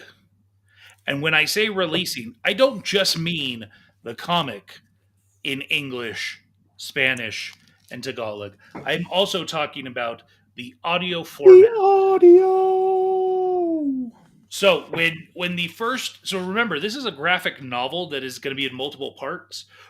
When the first part of the graphic novel releases, which will be probably somewhere in the 80 to 120 page range, when this releases, it will release full English, full Spanish, full Tagalog in print, and we will have English, Spanish, Tagalog voice actors. Yep. This is massive. Working on it. This is this has never been done. No. Um, We're gonna be like that Disney. We're gonna be like that Disney voiceover situation. that what? That Disney voiceover situation. That Disney voiceover situation. I don't think I follow. You know how like on at the end on Disney Plus they have every language that it was dubbed in, and they have the voice actors for it. Ah, gotcha. Okay, now I follow. Now I'm following you. Now I'm picking up what you're putting down. Yeah, I was not initially. I apologize. get your pop culture kaboom beer koozies. Tricky boom, beer koozies. Yeah, it's for beer. So, what else is going on, man? Anything fun and or exciting? Yeah. Well, I'm finally going to the Tournament of Kings at the Excalibur tomorrow night. Okay, so Really this is excited about basic. that. So this is basically the what do they call it that they have down in Southern California? Oh, it's medieval times. Yes, Yes. So you're yes, basically going to medieval times, but it's at the yes. Excalibur, so it's called At the something different. Tournament of Kings. And Yes. you've mentioned before that you wanted to go to this thing. Are you going by yourself? Oh, I'm going with someone else, and but I don't know if they want to be talked about on the show, so I'm not gonna even mention that. So I'm gonna leave that alone. Um, we haven't had that conversation yet. Does this person know that you do? That you are at this point, James, you are now a public figure, especially after the big coming out of Kaboom-Con. Yeah, no. I've told her about all that, so it's all good. But yeah, as far as talking about on the show and stuff, I'm not. I don't want to until I have that conversation with her on that. I don't want to Ah, mention it. her. So you've given away that it's a female. Yes, I will. I can do that part, but yeah, as far as anything else goes, I'm going to keep that. Mum's the word. Mum. Mum is Mum's the word. fair enough. Um, so we have that major announcement about Icy Sound Comics and doing Right. 3 languages for the Mickey, which is huge. That's huge, huge. No one is doing this. Nah. No one is doing even 2 languages. Nobody's Um, doing nobody's doing an audio component. no one is doing that. That you are correct, sir. Um, Like, so we are doing something. I did know he was by. James, is there something you want to share with us? what? Is there something? Were you and Daryl having a good time while you were here? No. Oh He man, is no. like 20 years your senior, so Yeah, no. I guess if you are down with if you like them old, I would have never envisioned you and Daryl as an item No, because we cool, I mean it but makes a lot of sense because I really like you. You're my brother, really.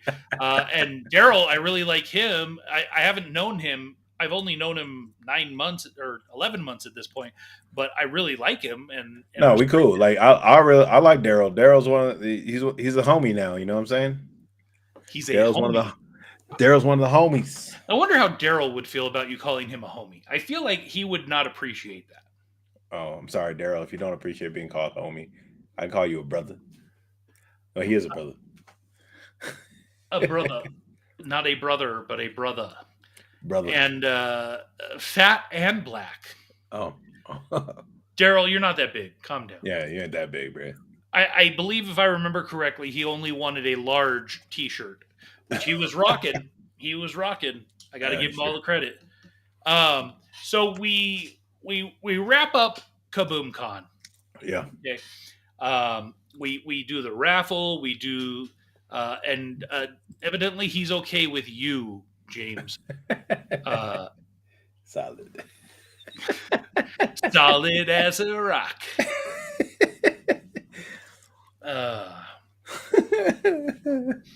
so the at 5:15 we go into the theater to do the winners of the cosplay contest, All right. which I have right here their names and what they played, and I'm going to call them each out. Okay. So the DC category winner, Ken's, if I pronounce your name wrong, I promise it wasn't intentional. Ken's Sturzel Was as that the Raven. Raven? Yeah, that was a good one. The Marvel category, Rosemary Ruiz as Loki. Okay. Yep. I The remember that. Indies, Michaela Hansen as the Fairy Princess. Yeah, that was a good one. Star Wars, this one was probably one of my favorite of the whole day. Charity Meadows as a Jawa. Yeah, that was good. In the Disney category, because why not?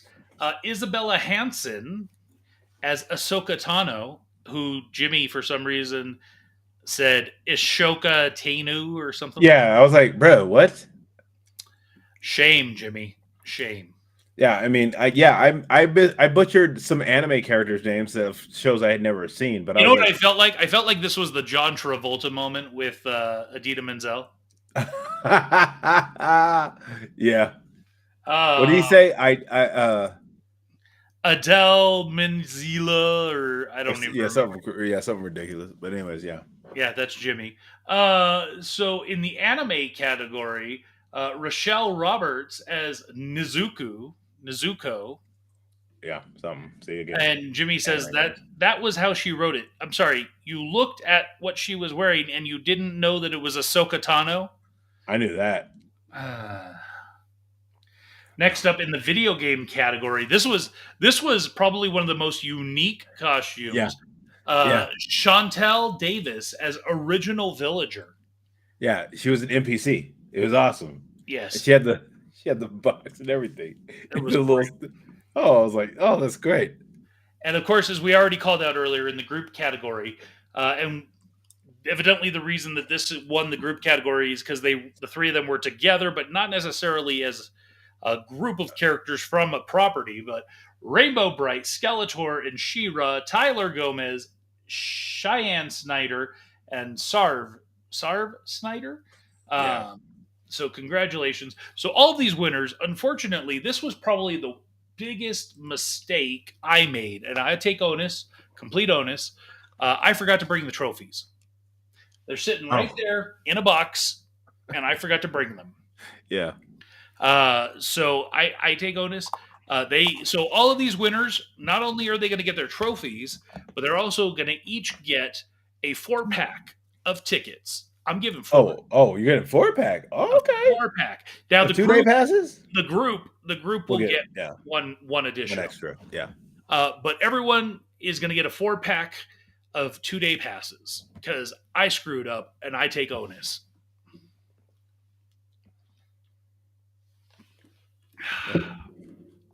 And Jimmy says the only group Oh, sorry. cosplayers, I was.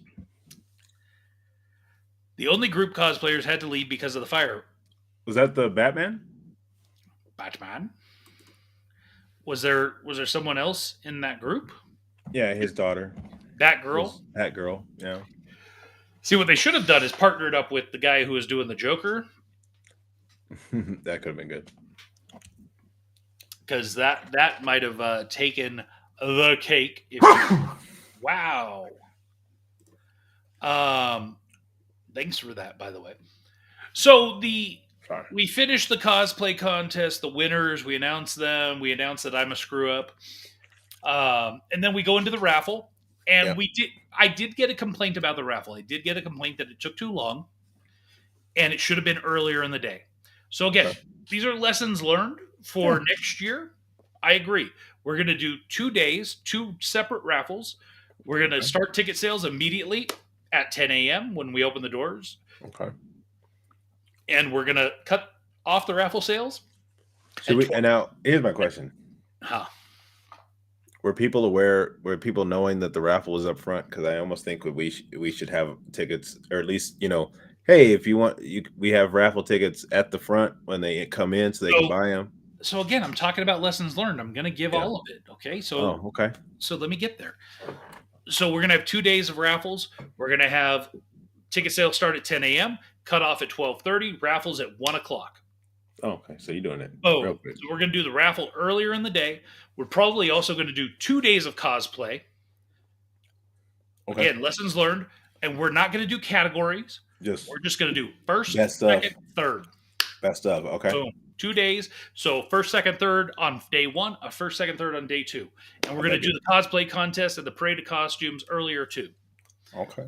Lessons learned. So going back to your question, we're going to have the raffle booth with all of the prizes and everything for that day right up front with the day of ticket sales. Okay. I'm learning here, man. This is our first time doing this. So Absolutely. speaking of So first time doing this, I'm not going to show the whole thing, but I at least got to tease the people, man.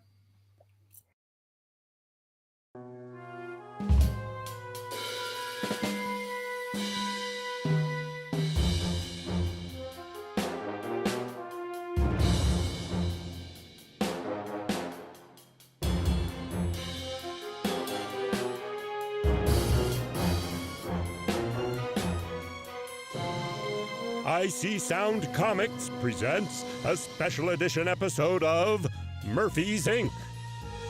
Get me off this thing!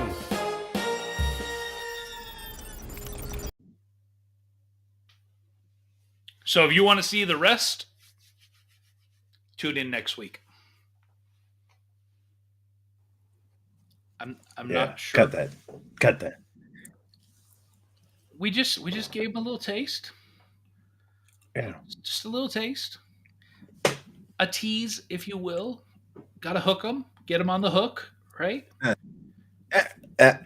Almost got it. So if you weren't at Kaboom-Con, shame on you. Yeah, absolutely, 100%. Shame upon thee and upon your home or upon your houses. A pox upon your house. So all this to say, we did the raffle, gave out the prizes. I wish we had more. We need to really engage with our vendors next year to try and Absolutely. get more vendor engagement, especially from like the artists. Yeah. I'm a little disappointed that we didn't have more engagement there, because I think that is huge in and of itself. Learning. So, however, we wrapped up the event. We shut down 6 o'clock. The vendors were quick. They got out of there with a quickness. Yeah. However, some of them got out of there too quick without turning in their tax forms. So I'm a little concerned about that because I'm going to do my job in reporting to taxation. Hopefully, y'all got your stuff done as well. Yeah, because you got to remember, folks, I am a state of Nevada employee. I used to work for the Department of Taxation as a tax auditor. So, Yikes. while I don't necessarily agree with every tax law and rule that we have, I certainly am going to follow them for my own safety and protection. Right. So, And hopefully, you will too. oh boy. So all of this to say, we luckily the vendors got out with pretty much a very good quickness, and we had time to get in there, get the tape off the ground, get the tables put away, get everything cleared, with a few minutes to spare. Except we ran into a hiccup. So we mentioned the fire earlier. Yeah. And this fire prevented our good friend Daryl from making his way back down to Carson. Yeah. He lives in southern Reno, and unfortunately, that fire is kind of in a place where it was blocking. Literally, the freeway was closed between South Reno and Carson. So the only way down to Carson would have been for him to go way out east to basically the Tesla Gigafactory to come back down into Silver Springs and down out to us, which is quite absurd. And so Yes. I want to give a huge shout out to Nick Posey from Retro Replay and from the Carson Victory Rollers, as Oh, they yeah. allowed us to utilize their storage shed uh, to put the racks for Icy Sound Comics. Thanks, guys. Yeah, thank you guys so much. I also want to call out Tyrus and Angel, both of them, for taking on holding stuff for us in the interim until we were able to get things figured out, because we couldn't fit everything into my car. And unfortunately for you, well, you tell your story. So, um, we figured the best thing for me to do with the fire and everything was to go the night of, because that same night, due to the fact that just in case it wasn't open by morning, I didn't have to try and go super early in the morning to So try to be and clear, you had one of the first flights out of Reno yeah, in the morning on Sunday. I had an early-ish flight, yeah, for sure. And So I live, my house is pretty close to the pretty airport. close to the airport, yeah. So so I put in my GPS and it told me a way, and so I started taking that way. But when I got there, the police had shut it. They were basically shutting it down, and so they had let a car through, and I was like, "Oh, okay, cool, maybe I can." And then basically, no, it's because I didn't live, and I think about it now, and I'm like, "Oh, I could have just said, yeah, I just moved there or something." But at the time, I was just like, "Yo, I got the stuff. I need to get to my buddy's house, and I have a flight in the morning. So I'm just gonna stay at my friend's house." And he was like, yeah, no, sorry, we're only letting people through that are from, who live out there, or whatever." And I was like, damn, all right. So he was like, USA Parkway's open. And I was like, all right. So anyways, so I put in, so I looked it up, and there was another way, but unfortunately that was also blocked. So they basically directed me back towards Carson City, and so I was like, damn it. All right, so I hopped on the phone, and I was gonna come back to the hotel, but I was like, no, I think I can still get. I know I can get to USA Parkway, but the way I was coming, it's been a while because I lived with you guys out in Dayton. Hmm. I knew how to do that. Back before USA Parkway actually opened. No, USA Parkway was open because I know I went back there a couple times when I worked for Aaron's. I had to come back down that way, but I also had to go up that way to go grab. I'm just saying, when you first came and moved out to us, it hadn't opened yet. It Oh, opened right, okay, shortly yeah, after. yeah, yeah, um, yeah. So, and a couple times I had gone to pick up Angel or at least once I know I went to go pick up Angel at the Gigafactory, and he's working over there. And so, yeah, so I got back and just drove and drove and drove. There was a path they said over through uh Virginia City, but I was like, no, I don't want to. I honestly didn't want to chance it going up to Virginia City and then having come back down. I didn't want to have to deal with that. So I was like, let me just go to USA Parkway. I know for sure that's open. And I took that, and it was, oh my gosh, so desolate and dark. Um, but I got back to the house. And luckily, your wife knew I was coming, of course. So thank you, Jenny, for taking care of me when I got. So I had. I'd sent her a text message, let her know I was there. I believe. I know it. Yeah, I think I did. And then she told me, "Don't forget my ice pack." So I was actually, because actually I was going to leave it, and so I was like, "Oh yeah, I'm here, so I can grab that." So I grabbed the ice pack, and then I asked her if she can open the garage so I can get the stuff out. I put the garbage cans away, and then I got the Mickey figure inside, put it back together, put it in the case. It was like, here, it's on the desk. Got I dozed off for a second, but I couldn't really sleep comfortably. Also, because my way out there, I missed my flight, and so I was like kind of freaking out to make sure I made it. So I got, but yeah, so I got up around. I think I fell asleep around like one. Woke up again like 2 hours later, and it was like I was like, should I try and go back? And I was like, nah, let me just get ready and I just packed everything up real quick, and then I loaded the car and drove back to the airport around like 4 something. I had to stop, and because I had on the drive back to, because I had to take this longer drive back. I filled up before, but I had to fill up again, or not fill up. I just had to top it off because it was only like $10 um, to top it off, and then I took it back to the airport, dropped it off, and yeah, I got my stuff and was able to get on the plane. Um, and unfortunately, Joe Bly, we've talked about Joe Bly before. He had left his cup, and I did not realize said cup had coffee in it. I should have checked, of course, but I didn't. And I had it in my backpack, and that's the reason why I'm not on um, my other computer. Oh, you left the. Oh, there it is. Okay. Sorry, give me a second, guys. Okay. And so I had left this cup in my backpack, and I did not realize it had liquid in it. And unfortunately, I had my tablet, which is not my good tablet, but my older tablet. So I'm not like super upset by that. But I had my tablet in there, and I had my MacBook in there. And hold on. Let me see if this thing will turn on now. No.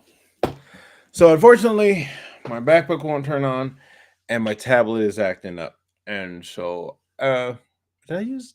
No, I didn't use my tablet. I actually tried to sleep on the plane, which I actually did. I don't normally sleep on planes, but this time I was so tired, and I had to go to work. So I was able to. I kind of dozed off. I put my earbuds in, and I was able to. I listened to some soothing music, and Luther Vandross.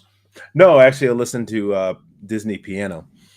Um, like they have like a lullaby thing, sees albums. They have like a couple of them, so I played that.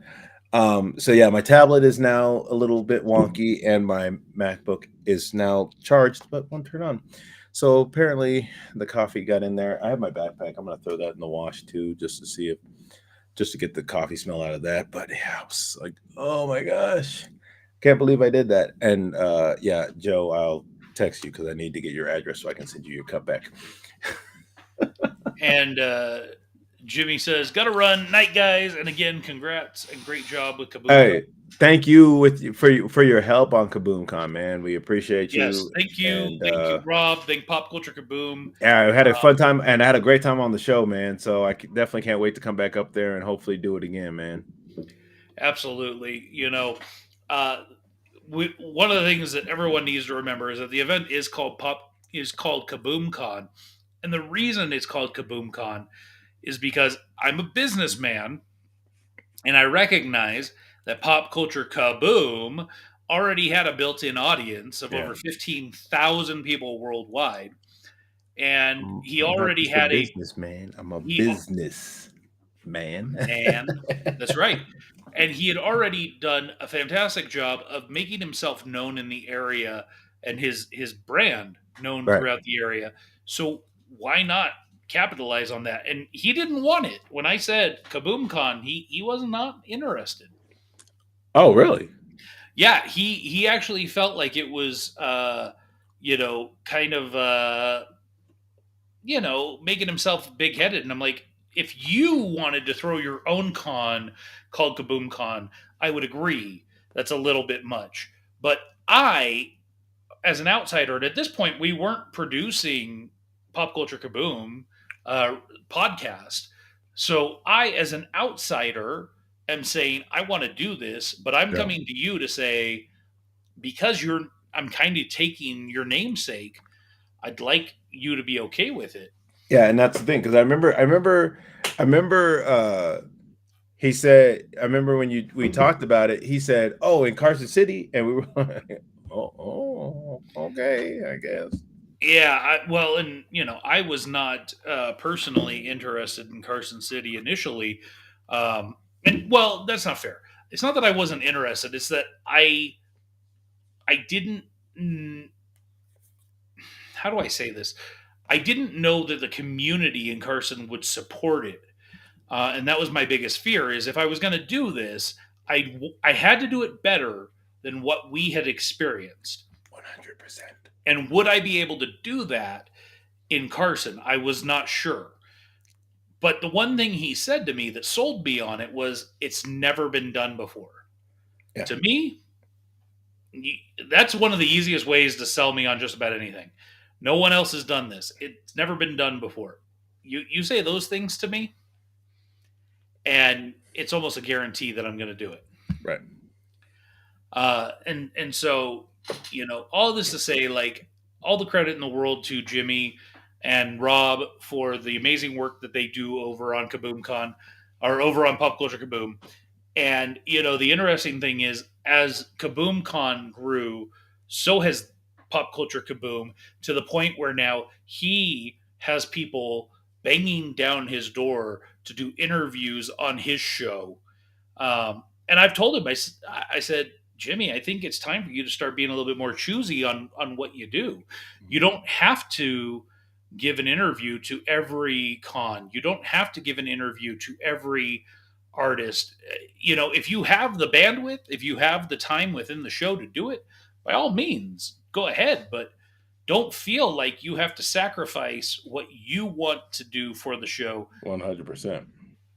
Because, well, we here at Tat and Black Connection certainly won't do that. And I called Jimmy out when he was doing his live broadcast at Kaboom-Con. I joined them on stage for a moment because I had walked into the house. And for those of you that don't know, house means the space in which you sit in a theater. Right. I had walked in while Jimmy was complaining, bloviating about prequels again. That man and prequels, bro. And he was complaining about the Acolyte. And I started booing him from the audience. Boo! I did. I was like, boo! Because, it's okay to have an opinion. Everyone's entitled to it. Only but if your especially opinion makes sense. Not only that, but especially knowing that it wasn't until we gave him a hard time that he finally watched the whole series. And he was talking bad about it before then. Right. So, all this to say, like, I give all the credit in the world to Jimmy and what he's doing over on his show. I hope that he decides to be more choosy about what he brings on in the form of guests.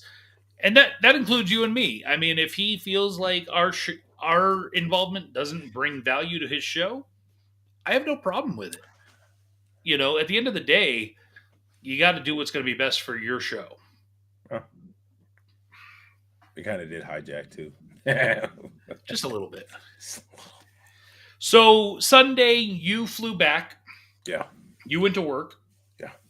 I, on the other hand, was still down in Carson because we still had those grids, those racks in the gym, had to get them. Yeah. And originally, the plan with Nick from Retro Replay was that the Carson Victory Rollers were going to have practice at 3 p.m. So I was potentially going to have to wait until 3 p.m. to get those racks. Oh. So Tyrus was still there. He was hanging out with me because he had stuff in his car. And I called Daryl when I first got up and said, hey, man, how soon do you think you can come down so we could transfer stuff out of Tyrus's car because he'd like to go? And he was like, oh, I'll leave within the hour. Cool. Thank you, Daryl. Awesome. I appreciate the heck out of that guy. So me and Tyrus and Daryl went over to Big Chicken and watched some football, had some drinks, had some chicken, had some shakes, relaxed. And at about noonish, we transferred everything out of Tyrus's vehicle into Daryl's vehicle. Yes. You could understand how I'd be confused. Right. Stupid. So we transferred everything into Daryl's vehicle. And so Tyrus was able to get on his way. Now, Tyrus, the reason he wanted to get out of there is because he wanted to go down to Home Depot to buy some toilets. What? Well, in California, they sell specific toilets for California, where in Nevada, we have different toilets. Oh, okay. Yes. So Tyrus went over to the Home Depot, picked up some toilets. Well, me and Daryl, we decided let's go over to the facility because I had reached out. I'd sent some messages over to Nick at Retro and saying, "Hey, can we get in there any earlier?" Didn't get a response, so we went over to the facility. Fingers crossed that maybe somebody was there, and lo and behold, the gentleman, and I swear I feel bad because I can't remember his name, who was the janitor for the day of event, not Pat, who was there the night before. But the gentleman who was there as our janitor or facility maintenance person, um, he was there and he let us go in and get our grids, Oh, get no. the racks, load them into Daryl's car. Um, so we were able to get out of there earlier than 3, head back to my house, unload, get everything in the garage. And of course, in the process, I could not find this, which, again, going back to me being a sentimental type person, I really wanted to find this. Yeah. And I was really sad. So I had reached out to Angel, who had taken some of the stuff from the event. I reached out to Tyrus, who had some stuff in his car. Neither of them had it. They were like, "No, man, I don't have it." And it was just like, "Oh my gosh, if we lost this thing, like, I'll be so sad because, this is, again, a sentimental, right? This is, and Daryl says, call it a truck or Suburban, please. I apologize. Your vehicle. Your vehicle, the thing you drive, kinda. Yes. But I was just like, I was kind of sad because I couldn't find this thing. I was stressing about it. I was like, where did it end up? Did James leave it in the rental? Like, oh my gosh. If we lost this thing from our first event, it's just, Yeah, that would have been bad. So I had reached out to James or to Tyrus and to Angel first because they were the ones that helped out by keeping some stuff in their cars, and neither of them had it. And it hadn't crossed my mind to reach out to you because I figured if you did have it, you would have left it in the room, like where you left the Mickey. Right. And by that point, I had already found the Mickey and everything, so it wasn't here in the room. But I was like, okay. So I sent you the message. Hey, man, do you have any idea where this might be? I can't find it. And please, where was it? So when we were packing up stuff, we have our, original sketch of Kal-El, Jarrell, me and Mark, and so it'd been in a I was like, where, because I wanted to make sure it was covered, so it didn't get ruined or anything, and so that's not the one. I'm talking about the original sketch, the frame sketch. Yes, I know it's not the one. Oh, okay, but that's a picture, yeah. But I put it. I kind of just laid the picture over it, and I was like, oh, it fit in there. So I was like, cool, this will keep it safe. And so I was like, all right, I'm good. And then I everything got packed away. I didn't, not thinking about it, just was like, okay, this keeps it safe and we're good. And then Mark hit me up and I was like, yeah, I sent him a message back and I was like, yeah, it's under the picture with the Superman picture I put in. Yeah. And so specifically what he says is it's in between the frame drawing of us, Superman. Yeah, that's Superman. As if I should know. No, and I was just like, because I thought you had seen me put it in there. Apparently I was wrong. And so so that's why I put it in there, so it would keep it safe, and he found it. Yeah, ultimately, I did end up finding it, and it was safe and it was secure, and I genuinely think I need to get this thing framed, um, Well, it's already because kind of. I mean, I don't know. Can you? I mean, it would basically just be like a frame around it. yeah, put it in an actual frame. Yes, it's got some thickness to it, of Yeah, course, but putting it in an actual frame so it protects those signatures and yeah, everything. that's true. Because this is, if nothing else, this is truly a presentation of history because this was the first ever comic convention in Carson City, the capital city of Capital Nevada. City. Like this is like to me this is on par with that Mickey for Icy Sound. Like you and I, when you think about and like this is really what the show is just you and me talking. Yeah. Like when you really think about what we've done since we started this thing about 3.5 years ago, Yeah. like we've known each other since 1997, Right. and now, right? Right. But what we've done in the last 3.5 years, um, with just talking, right, about stuff that interests us, Mm-hmm.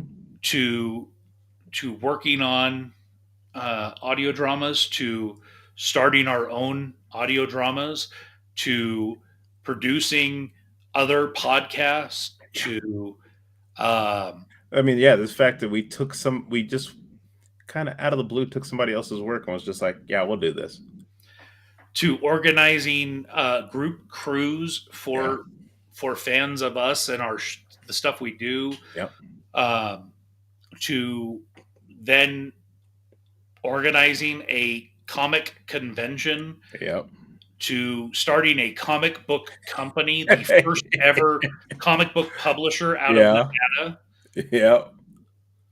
When you think about 3.5 years ago, if you had said to me, Mark, in 3 years or 3.5 years, you're going to organize and put on the first ever comic convention in the capital city of Nevada, or if you had said to me, Mark, in 3.5 years, you're going to be a comic book publisher, um, you know, Okay. yeah, right, like none of that makes sense. Cool, bro. Cool story, bro. Yeah. But here we are, and we literally have a figurine Yeah. that we between because of our contacts, our connections, our concerted efforts, Yeah. literally, like, you could see this potentially at some point in the near future hanging on a shelf at Walmart. Yeah. You know what I mean? Like, Yeah.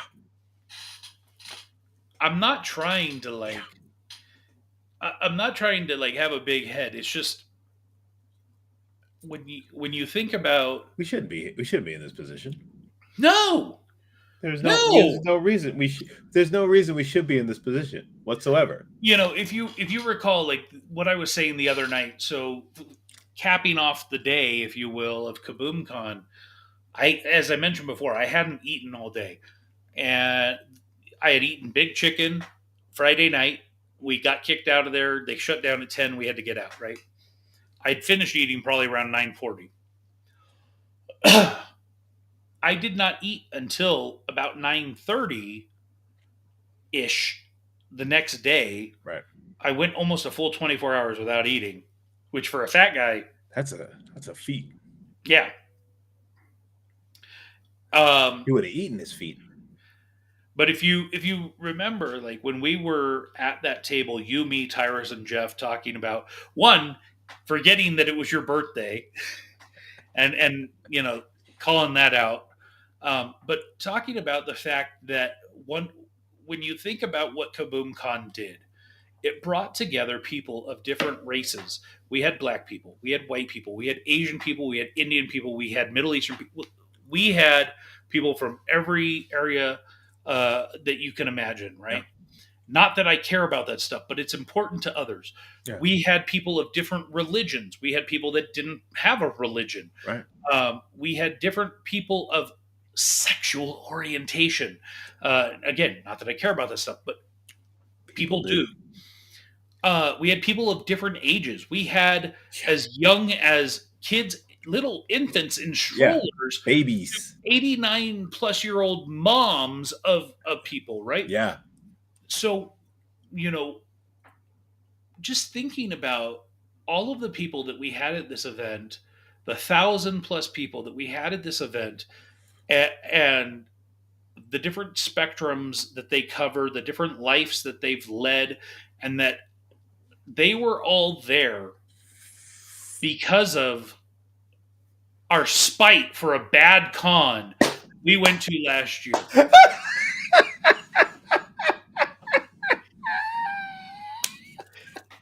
oh, Spike Con, it was, baby. But it was like, I don't know. It's But really it was like more than that. It it's it almost became more than that. It it's started what it started out at a spite, but what it became was something I don't think I'll ever forget.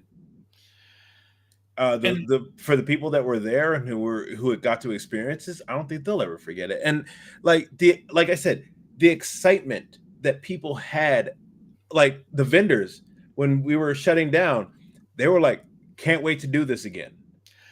I will tell you, I had two moments. One where I was up at the raffle booth, and I I don't remember the author's name, but they came by the booth and were talking to me as a organizer, saying, "What you have done here is amazing. I have been to multiple events in Northern Nevada in the last 2 years, and this is the best con I've been to.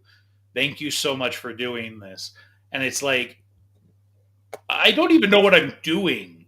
I'm just like, I'm flying by the seat of my pants here. Right. And to have a person that is an author here based in Northern Nevada that appreciates what we did, and to the point where they gave me, they hadn't to this point, but they gave me a signed copy of one of their books to put into the raffle, because they appreciated what we were doing so much.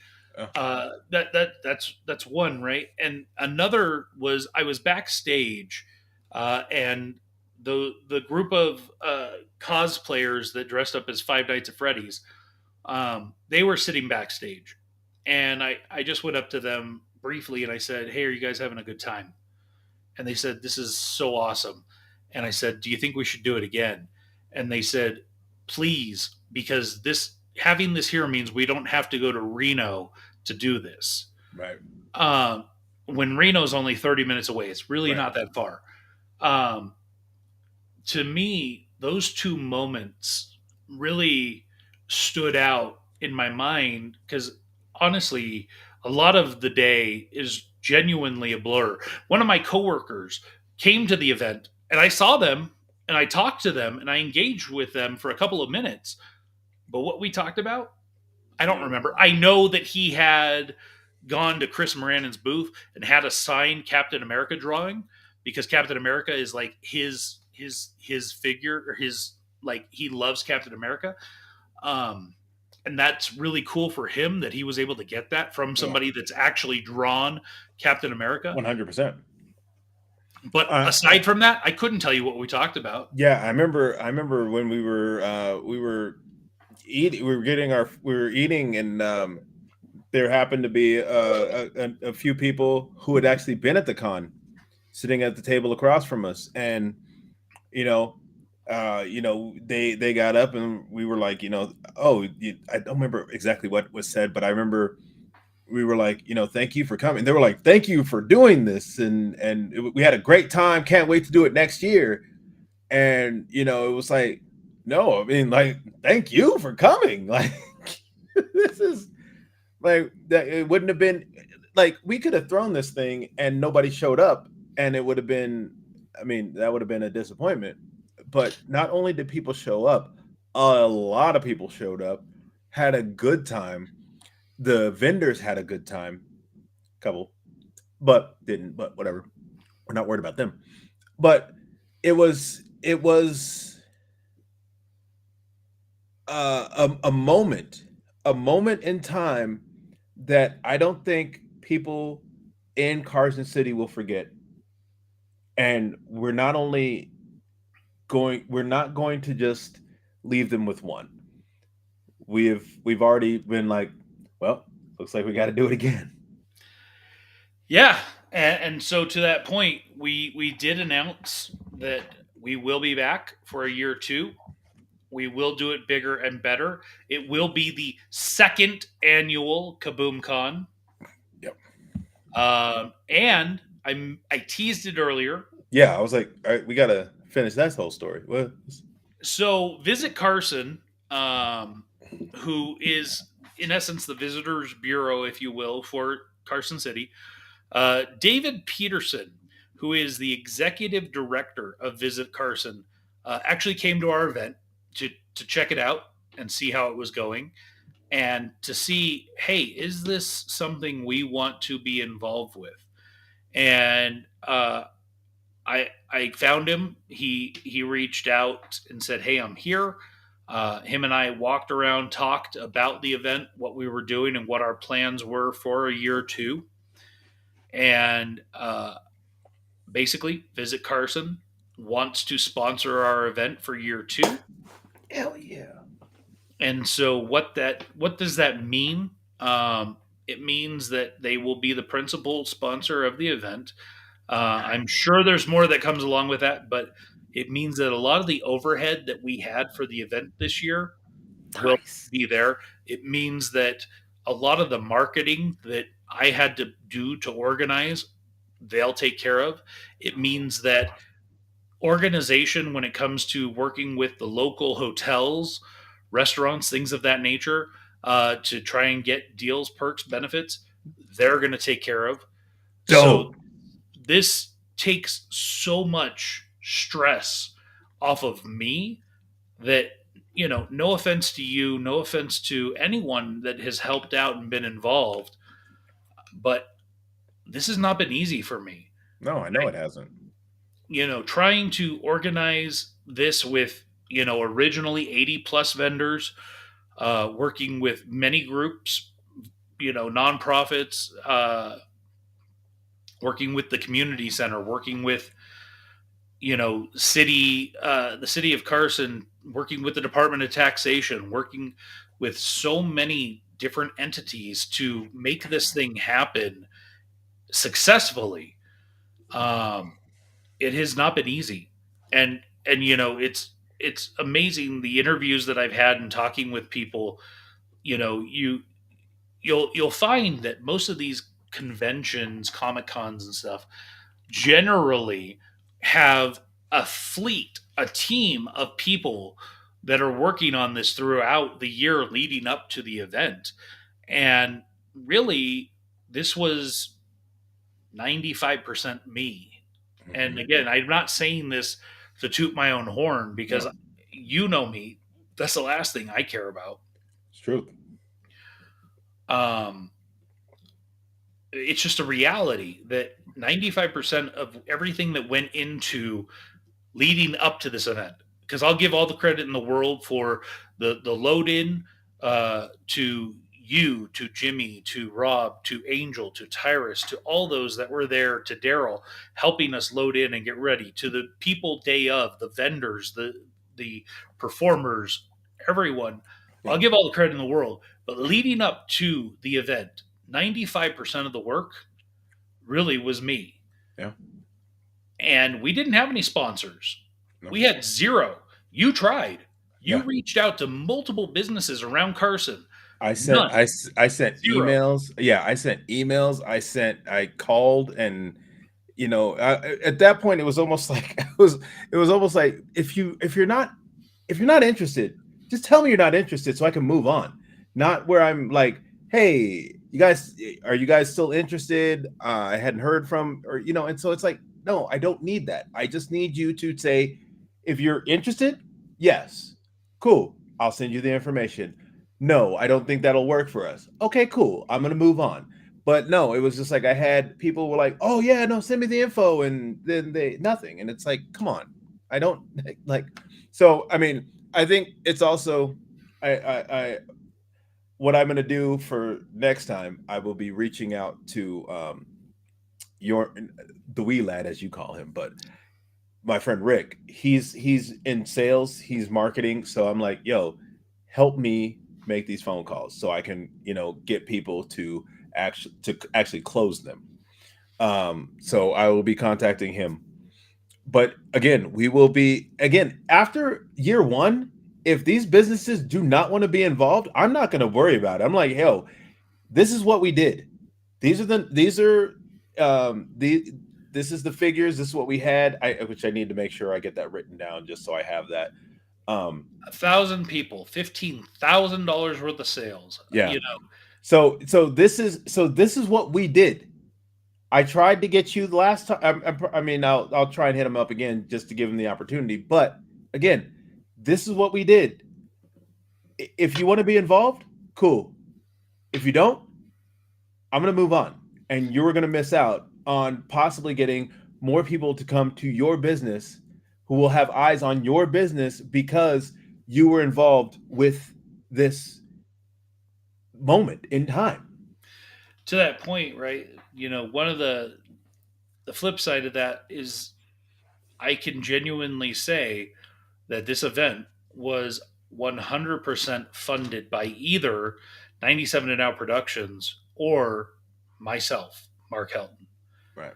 There was no other financial dollars that went into this event aside from those from me or from our business. Yeah. And, my wife, I have to give immense thanks to her because part of those dollars that come from me, quote unquote, are coming from her, right? Yeah. And she supports me and what I do and what we do. And I'm so thankful for that because not every man out there has a supportive woman out there. Nah, yeah, 100%. No, and that's the thing is like, so like I told you, I said you did it, bro. And you did a great job and I appreciate you. So again, if you know somebody who has a business, if you know somebody that you work at a business and you want to be a part, you see value in this, we're only growing. And to that point, I want to give immense credit, and I right now don't know the woman's name off the top of my head, but she works at the Hardman House Hotel, and because of her, she reached out to her boss, her owner, who was on the board of Visit Carson. Oh, there you go. Damon Baith, who is one of the board members at Visit Carson. She reached out to him and said, "Hey, this thing is happening.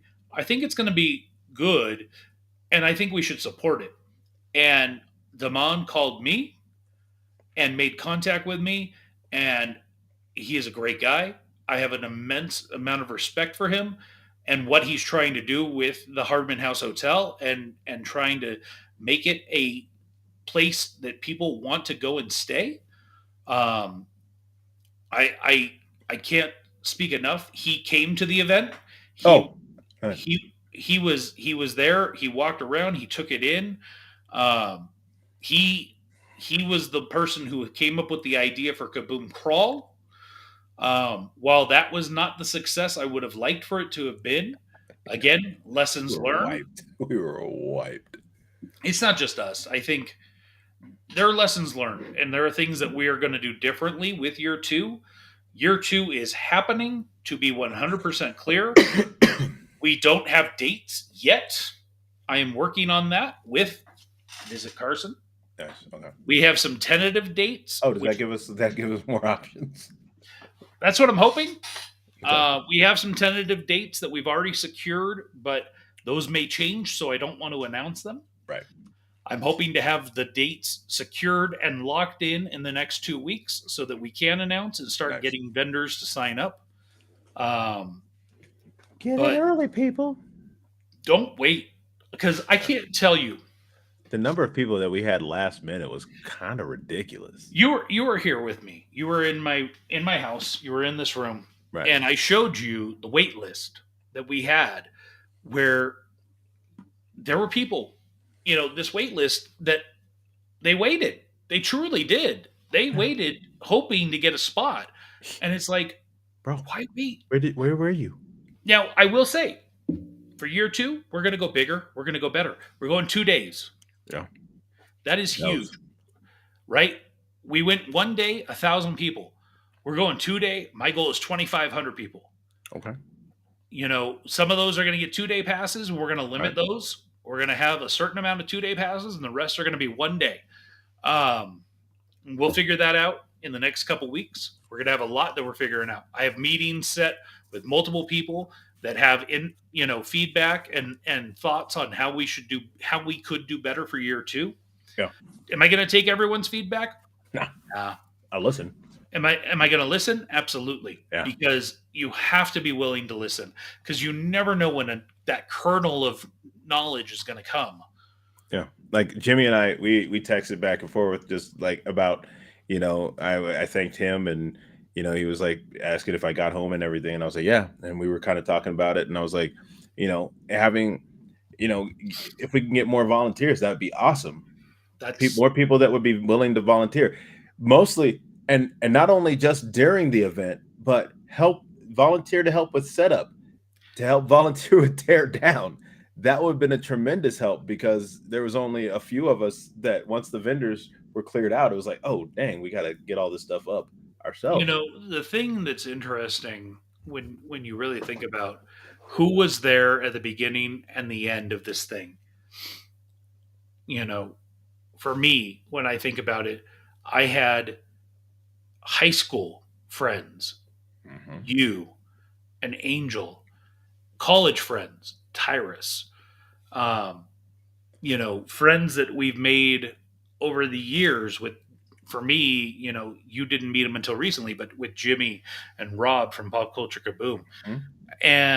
and on, same thing at the other end of the show, right? At the other end of the show, we also had Connor, who is a new friend, but Yeah. damn, like He came and he was there. He, yeah. he was watching the door for multiple hours during the day. He was there at the end, helping us tear down and pull tape off the ground. Like,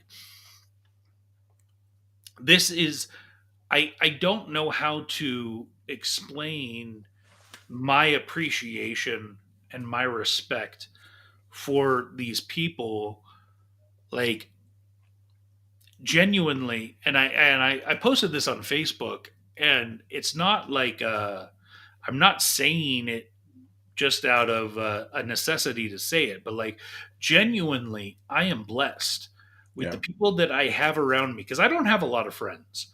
I have very few, but the ones that I feel like I genuinely have, I feel like they would go into battle for me and I would for them. And that's more important to me than anything. Oh yeah. Yeah. Absolutely. So year two is coming. Yeah. And there are people that were a part of year one that were volunteers or were vendors or were, you know, um, Hey, look, I don't know if they told you. I don't know if they told you, because one of the ladies from Carson Victory Rollers came up to me after we announced we're doing we announced we're doing year two. She said, Carson Victory Rollers, we're in. And I was like, yo, awesome. So it wasn't even we like, for that group right there, not even just saying they're already in before we even, I mean, before like we even have dates and all that stuff, they already said they're in. So that's absurd. Like, like well, what? and to that point, I mean, we are going to be looking for nonprofits for next year that we want to support and provide those opportunities to receive some funding from this event. Yeah. So, Carson Victory Rollers is definitely one that is on my radar, because they showed up. They did exactly what they said they were going to do. They provided a ton of volunteers. They did a fantastic job. Yeah. And there are others that I am certain need serious consideration, but um, I'm so proud of you for what you did in hosting the cosplay parade, in hosting the raffle and awards, in hosting moderating the cavalcade of voice actors. Yeah. Um, That was, I mean, I'm not gonna lie. That was so much fun to actually be in. Like I said, we talk about it on the show. We don't record all together. There was only like I think one time during Oak Bridge that I had multiple people on the same session. That was it early on. It was Connor, Joe, and and Joe's wife Kathy, and that was cool. But to finally be in a room with everybody that was able to show up, actually finally meeting Shandon, being in the same room with Ari, actually meeting Anita, who I swore up and down. I don't know if you were there for that. I told her, I said, I swore up and down you were a black woman. Like her voice, that's what her voice reminds me of, like some of the women in my family. And so I was like, that like just automatically I thought of that. See, and And I had done a show with Anita. We did something funny happen on the way to the forum years ago. yeah, oh, I which knew her. yeah, I saw that show. I remember coming Yeah, up for you that came and show. saw that. Yeah, and it didn't click. And so like what I'm saying is it's like, so finally meeting these people, I've seen Connor, we've had interviews with Connor. But actually having him there in person was so again, to all the people that came and showed up and showed out, thank you guys, man. Yeah, absolutely. And to one of the people that we haven't called out yet, or one of the groups that we haven't called out yet, distance nerding. Oh man, yeah. We They talked about yeah, we said Philippe earlier, but Young Phil did such an young Phil. amazing job um, moderating the three panels that he had Yeah. with the authors, with the movie producers, and with He even jumped in, helped me with the Cavalcade of Voices. yeah. I mean, Young Phil, he's a great guy. I've talked to him and offline, and he's just a genuinely good person. And to me, that's who I want to surround myself with. I want to surround myself with good people. I don't care if you're well known or connected. None of that stuff matters to me.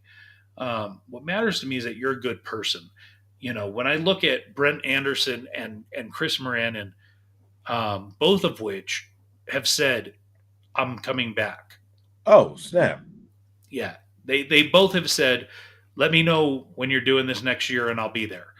Nice. Which is huge when you think about Brent Anderson, four-time Eisner winner, who hadn't done an event in 5 years before this, and he has already committed to coming back again.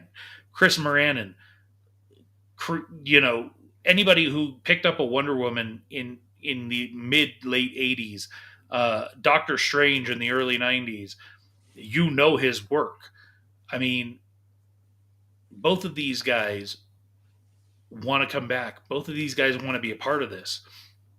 I want to thank also, like, because with Brent Anderson, I didn't realize he wasn't taking card, because I was like, I wanted to buy one of his books things that he had, and he wasn't taking card, and so I was a couple dollars short on cash, and so he was like, you know what, this is all about getting comics into people's hands, and it's about making that, and I was like, yo, I was like, snap, like I didn't have any cash, so I was like, all I got is I got like $3 on me.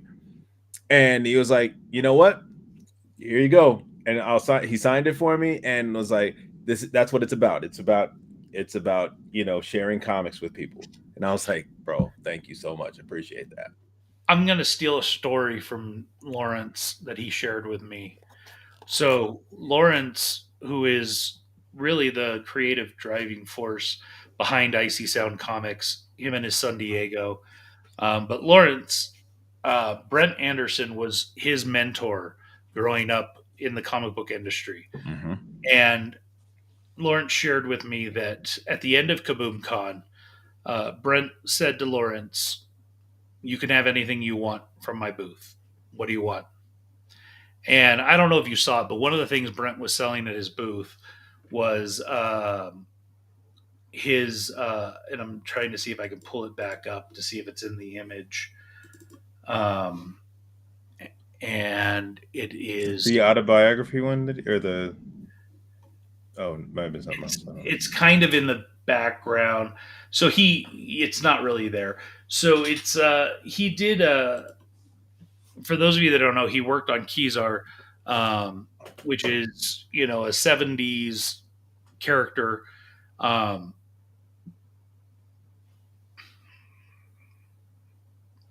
so he has a portfolio, which is multiple sketches of Kezar and the different characters from the comic.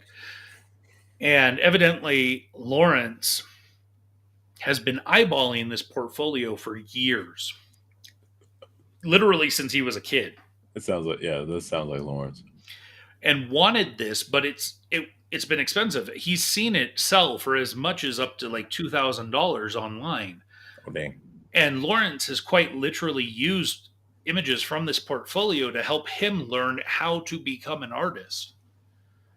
And so when Brent said you can have anything you want, Lawrence said, you know, anything, because this is the thing I really have my eyes on. And Brent handed it to him. He signed it, and that was it. Like, just gave it to him, and he was selling it retail at his booth for $300. Wow, that's crazy. That's awesome. So this is not for everyone, but for No, me, I think for you, I think for people like Brent, for Lawrence, for others, it's for the love, it's for the passion, it's for the craft. Like, I will tell you right now. I will tell you right now. I know Lawrence. I've known Lawrence for over 20 years. Like that, being able to interview two of his idols. As Mark just said, Brett Anderson was a mentor to Lawrence, like when he was coming up, and for him to be able to interview them, like literally, I mean, never mind. I was gonna say something, but I was like, you know what? I don't want to put that out in the universe, but I know 100% he was a happy man being able to do that, being able to show what he was going to be presenting to the world with his son and with Jam. That genuinely made him happy. Being able to show his art, to show his art, to be able to give Diego and Jam a platform right there. That's what makes him happy. Yes, yeah, he would. I'm sure he would love to be, world known worldwide, which very well could soon happen. But these are the things that truly make him happy. We went into this 100%. It was spiteful, but all said and done, I am truly happy that it happened. yeah. Well, please continue. I'm just showing off Oh him and yeah, his. he's just kind of just showing what's on Instagram. No, and distance nerdings. Yeah, no, thank you guys again for like what they did. Like they didn't have to do this, and we've ran into them at the last couple cons that we've done, and each time it's so much fun. Hey, what's up, man? What's going on? How you guys doing? Blah blah blah, and we move on. But they, man, had our back so hard, and it was amazing that they even wanted to come and do this. To all the vendors that we had, thank you guys, man. Like you guys were, we were again, we were on a wait list 2 weeks after we announced. When does that happen? Clearly, this community wanted this. They. I can genuinely say that one of the things that I wanted to check off was proving that this community uh, wanted and would prove that they deserved to have this event. Oh, James and James Pitcher. Yeah. That was yeah, because I remember I saw him recording, and I was like, I was just kind of standing there looking out into the house, and I was just like, and I saw him kind of curve around. I was like, "Yo, be here! You need to be here!"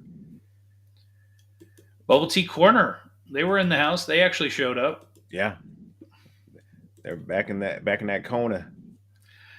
Oh, somebody I have not called out yet today that really I need to is Crystal from Super Fun Face Painting. Oh, that is super fun, baby. Yeah, she had what? Didn't she make the? She had a stencil specially made for the con. She did indeed. Kaboom-Con. You can see kind of the stencil up here, and she does amazing face painting. And she led our signups for the comic cosplay. Um, I can't. I genuinely can't say enough about you know everything. Hmm. I'm so proud of this community. I'm so proud of you know everything. Nerds unite! Get the hell out of here with that. Send up the call. They came out.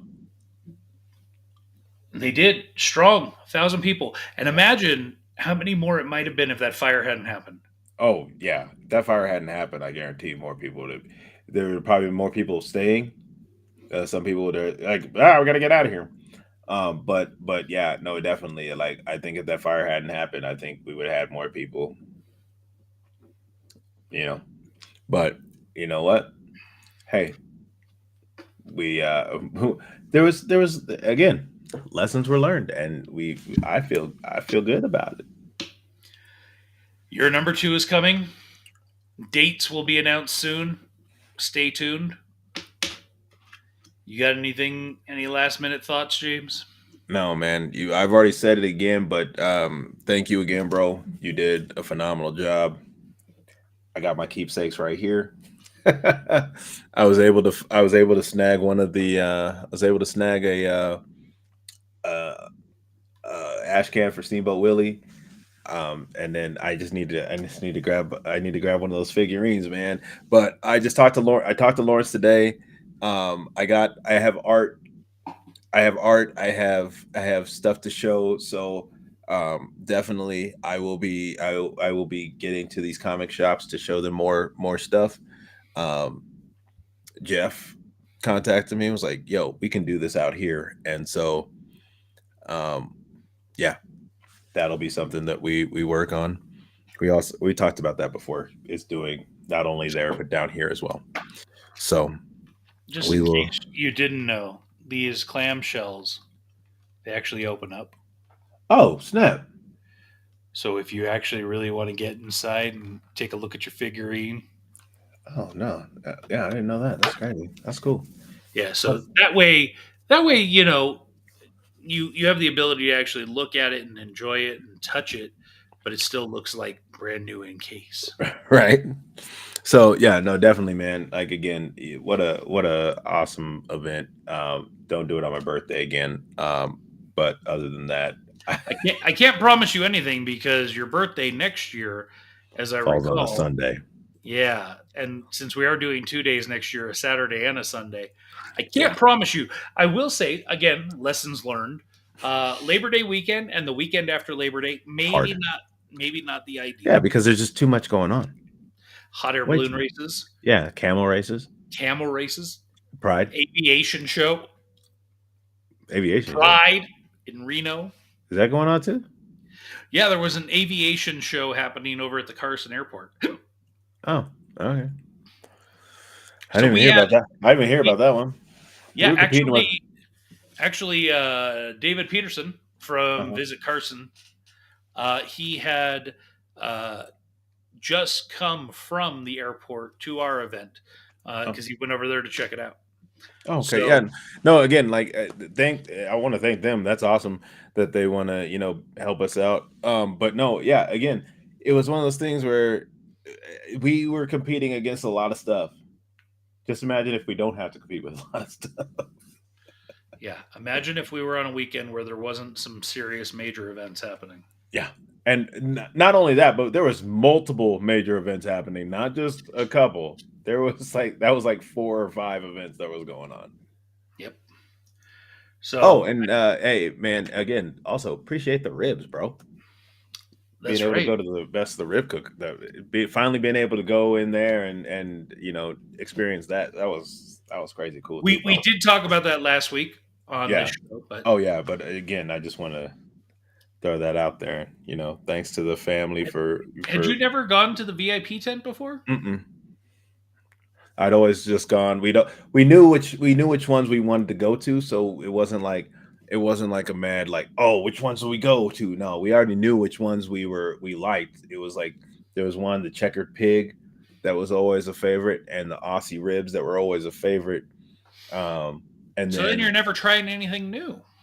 well, no, those were just favorites. But then, um, there was the Moo Moo Mac and the Piggy Mac, which was amazing stuff. So yeah, so we'd hit those places as well, and we grab ribs from them as well. But it was just like we already knew like our favorite ones were those couple places. So, but yeah, Well, we should try and make it a goal to do a true VIP next year table and get some more folks involved. you know what though? I almost think that's a whole because that hour was almost too much. I mean, the hour was fine, but But part of that is we were trying to cram everything into the hour. yeah, that's true too. If you So I had think if 4 hours to sit and yeah, just kind of just chill, we could have gone back, grabbed. Yeah, you know what? Yeah, maybe. Yeah, we would have been able to chill, just and hang that's the out. thing for the price to to some people that sounds expensive, 100-ish dollars, $105 per person. Yeah, That sounds expensive, but when you think about the fact that you're getting all you can eat ribs, sides, and drinks for four yeah. hours, plus entertainment, depending on What who the time of band day you're is, there? Yeah, right? definitely. I'm not trying to pretend like it's cheap. No, It's not, but but for the value that you're getting, it's crazy. Yeah, just because I think we were like, oh, we had multiple plates and we were just trying to eat as quickly as we could, just so we could get it all in.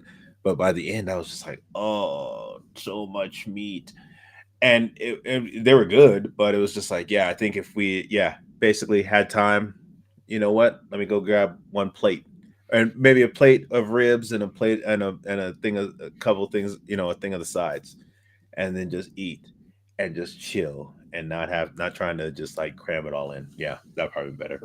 absolutely. Yeah. So next year, let's try and find some folks who want to join. The other thing I will stress is for you, you cannot dip out the day the next day. Oh So no, no, next no, no. year, Now I know. at Yeah, especially. minimum, at minimum, because we know we're going to do a Friday load in, a Saturday all day, and a Sunday all day. You Yeah, got to fly in. Worst case Thursday, yeah, and and you've got to leave on late, Monday late. later on Monday. Yeah, 100%. Yeah. So once we have those dates set, we'll figure all of that out. My goal is to try and be in that mid late August to early mid October timeframe. Mhm. That is the one thing that I've said. Ideally, I want to try and stay I at. know somebody told me like the last weekend of September is always funky because they have this big community thing in Carson City. So, End of October, there's Nevada Day, but oh I don't yeah, know about no, end this of September. yeah, she said something about something dance or something. I can't remember what she said, but I remember she said She talking like about the candy dance in Genoa. yeah, she said Candy Dance was at the end of September. In Genoa, Oh, so it okay. is a thing. It's all weekend long. Blah blah blah. Yeah. Um, but yeah, I'm not knocking the candy dance. It's just it's a special kind of thing. Come on, everybody. It's the Candy Dance. It's your chance to do the dance, candy dance. Mm. All right, you got anything else fun and or exciting? Nope. I've already said thank you, and I am good to go, my friend. So make sure that you tune in next week to catch the Murphy's Inc. Ash You can. better try it. Yeah, no, it's gonna be that's. I'm excited because I didn't even get to see it. So, Well, you will get to see it next week right here at ding. Fat and Black Connection.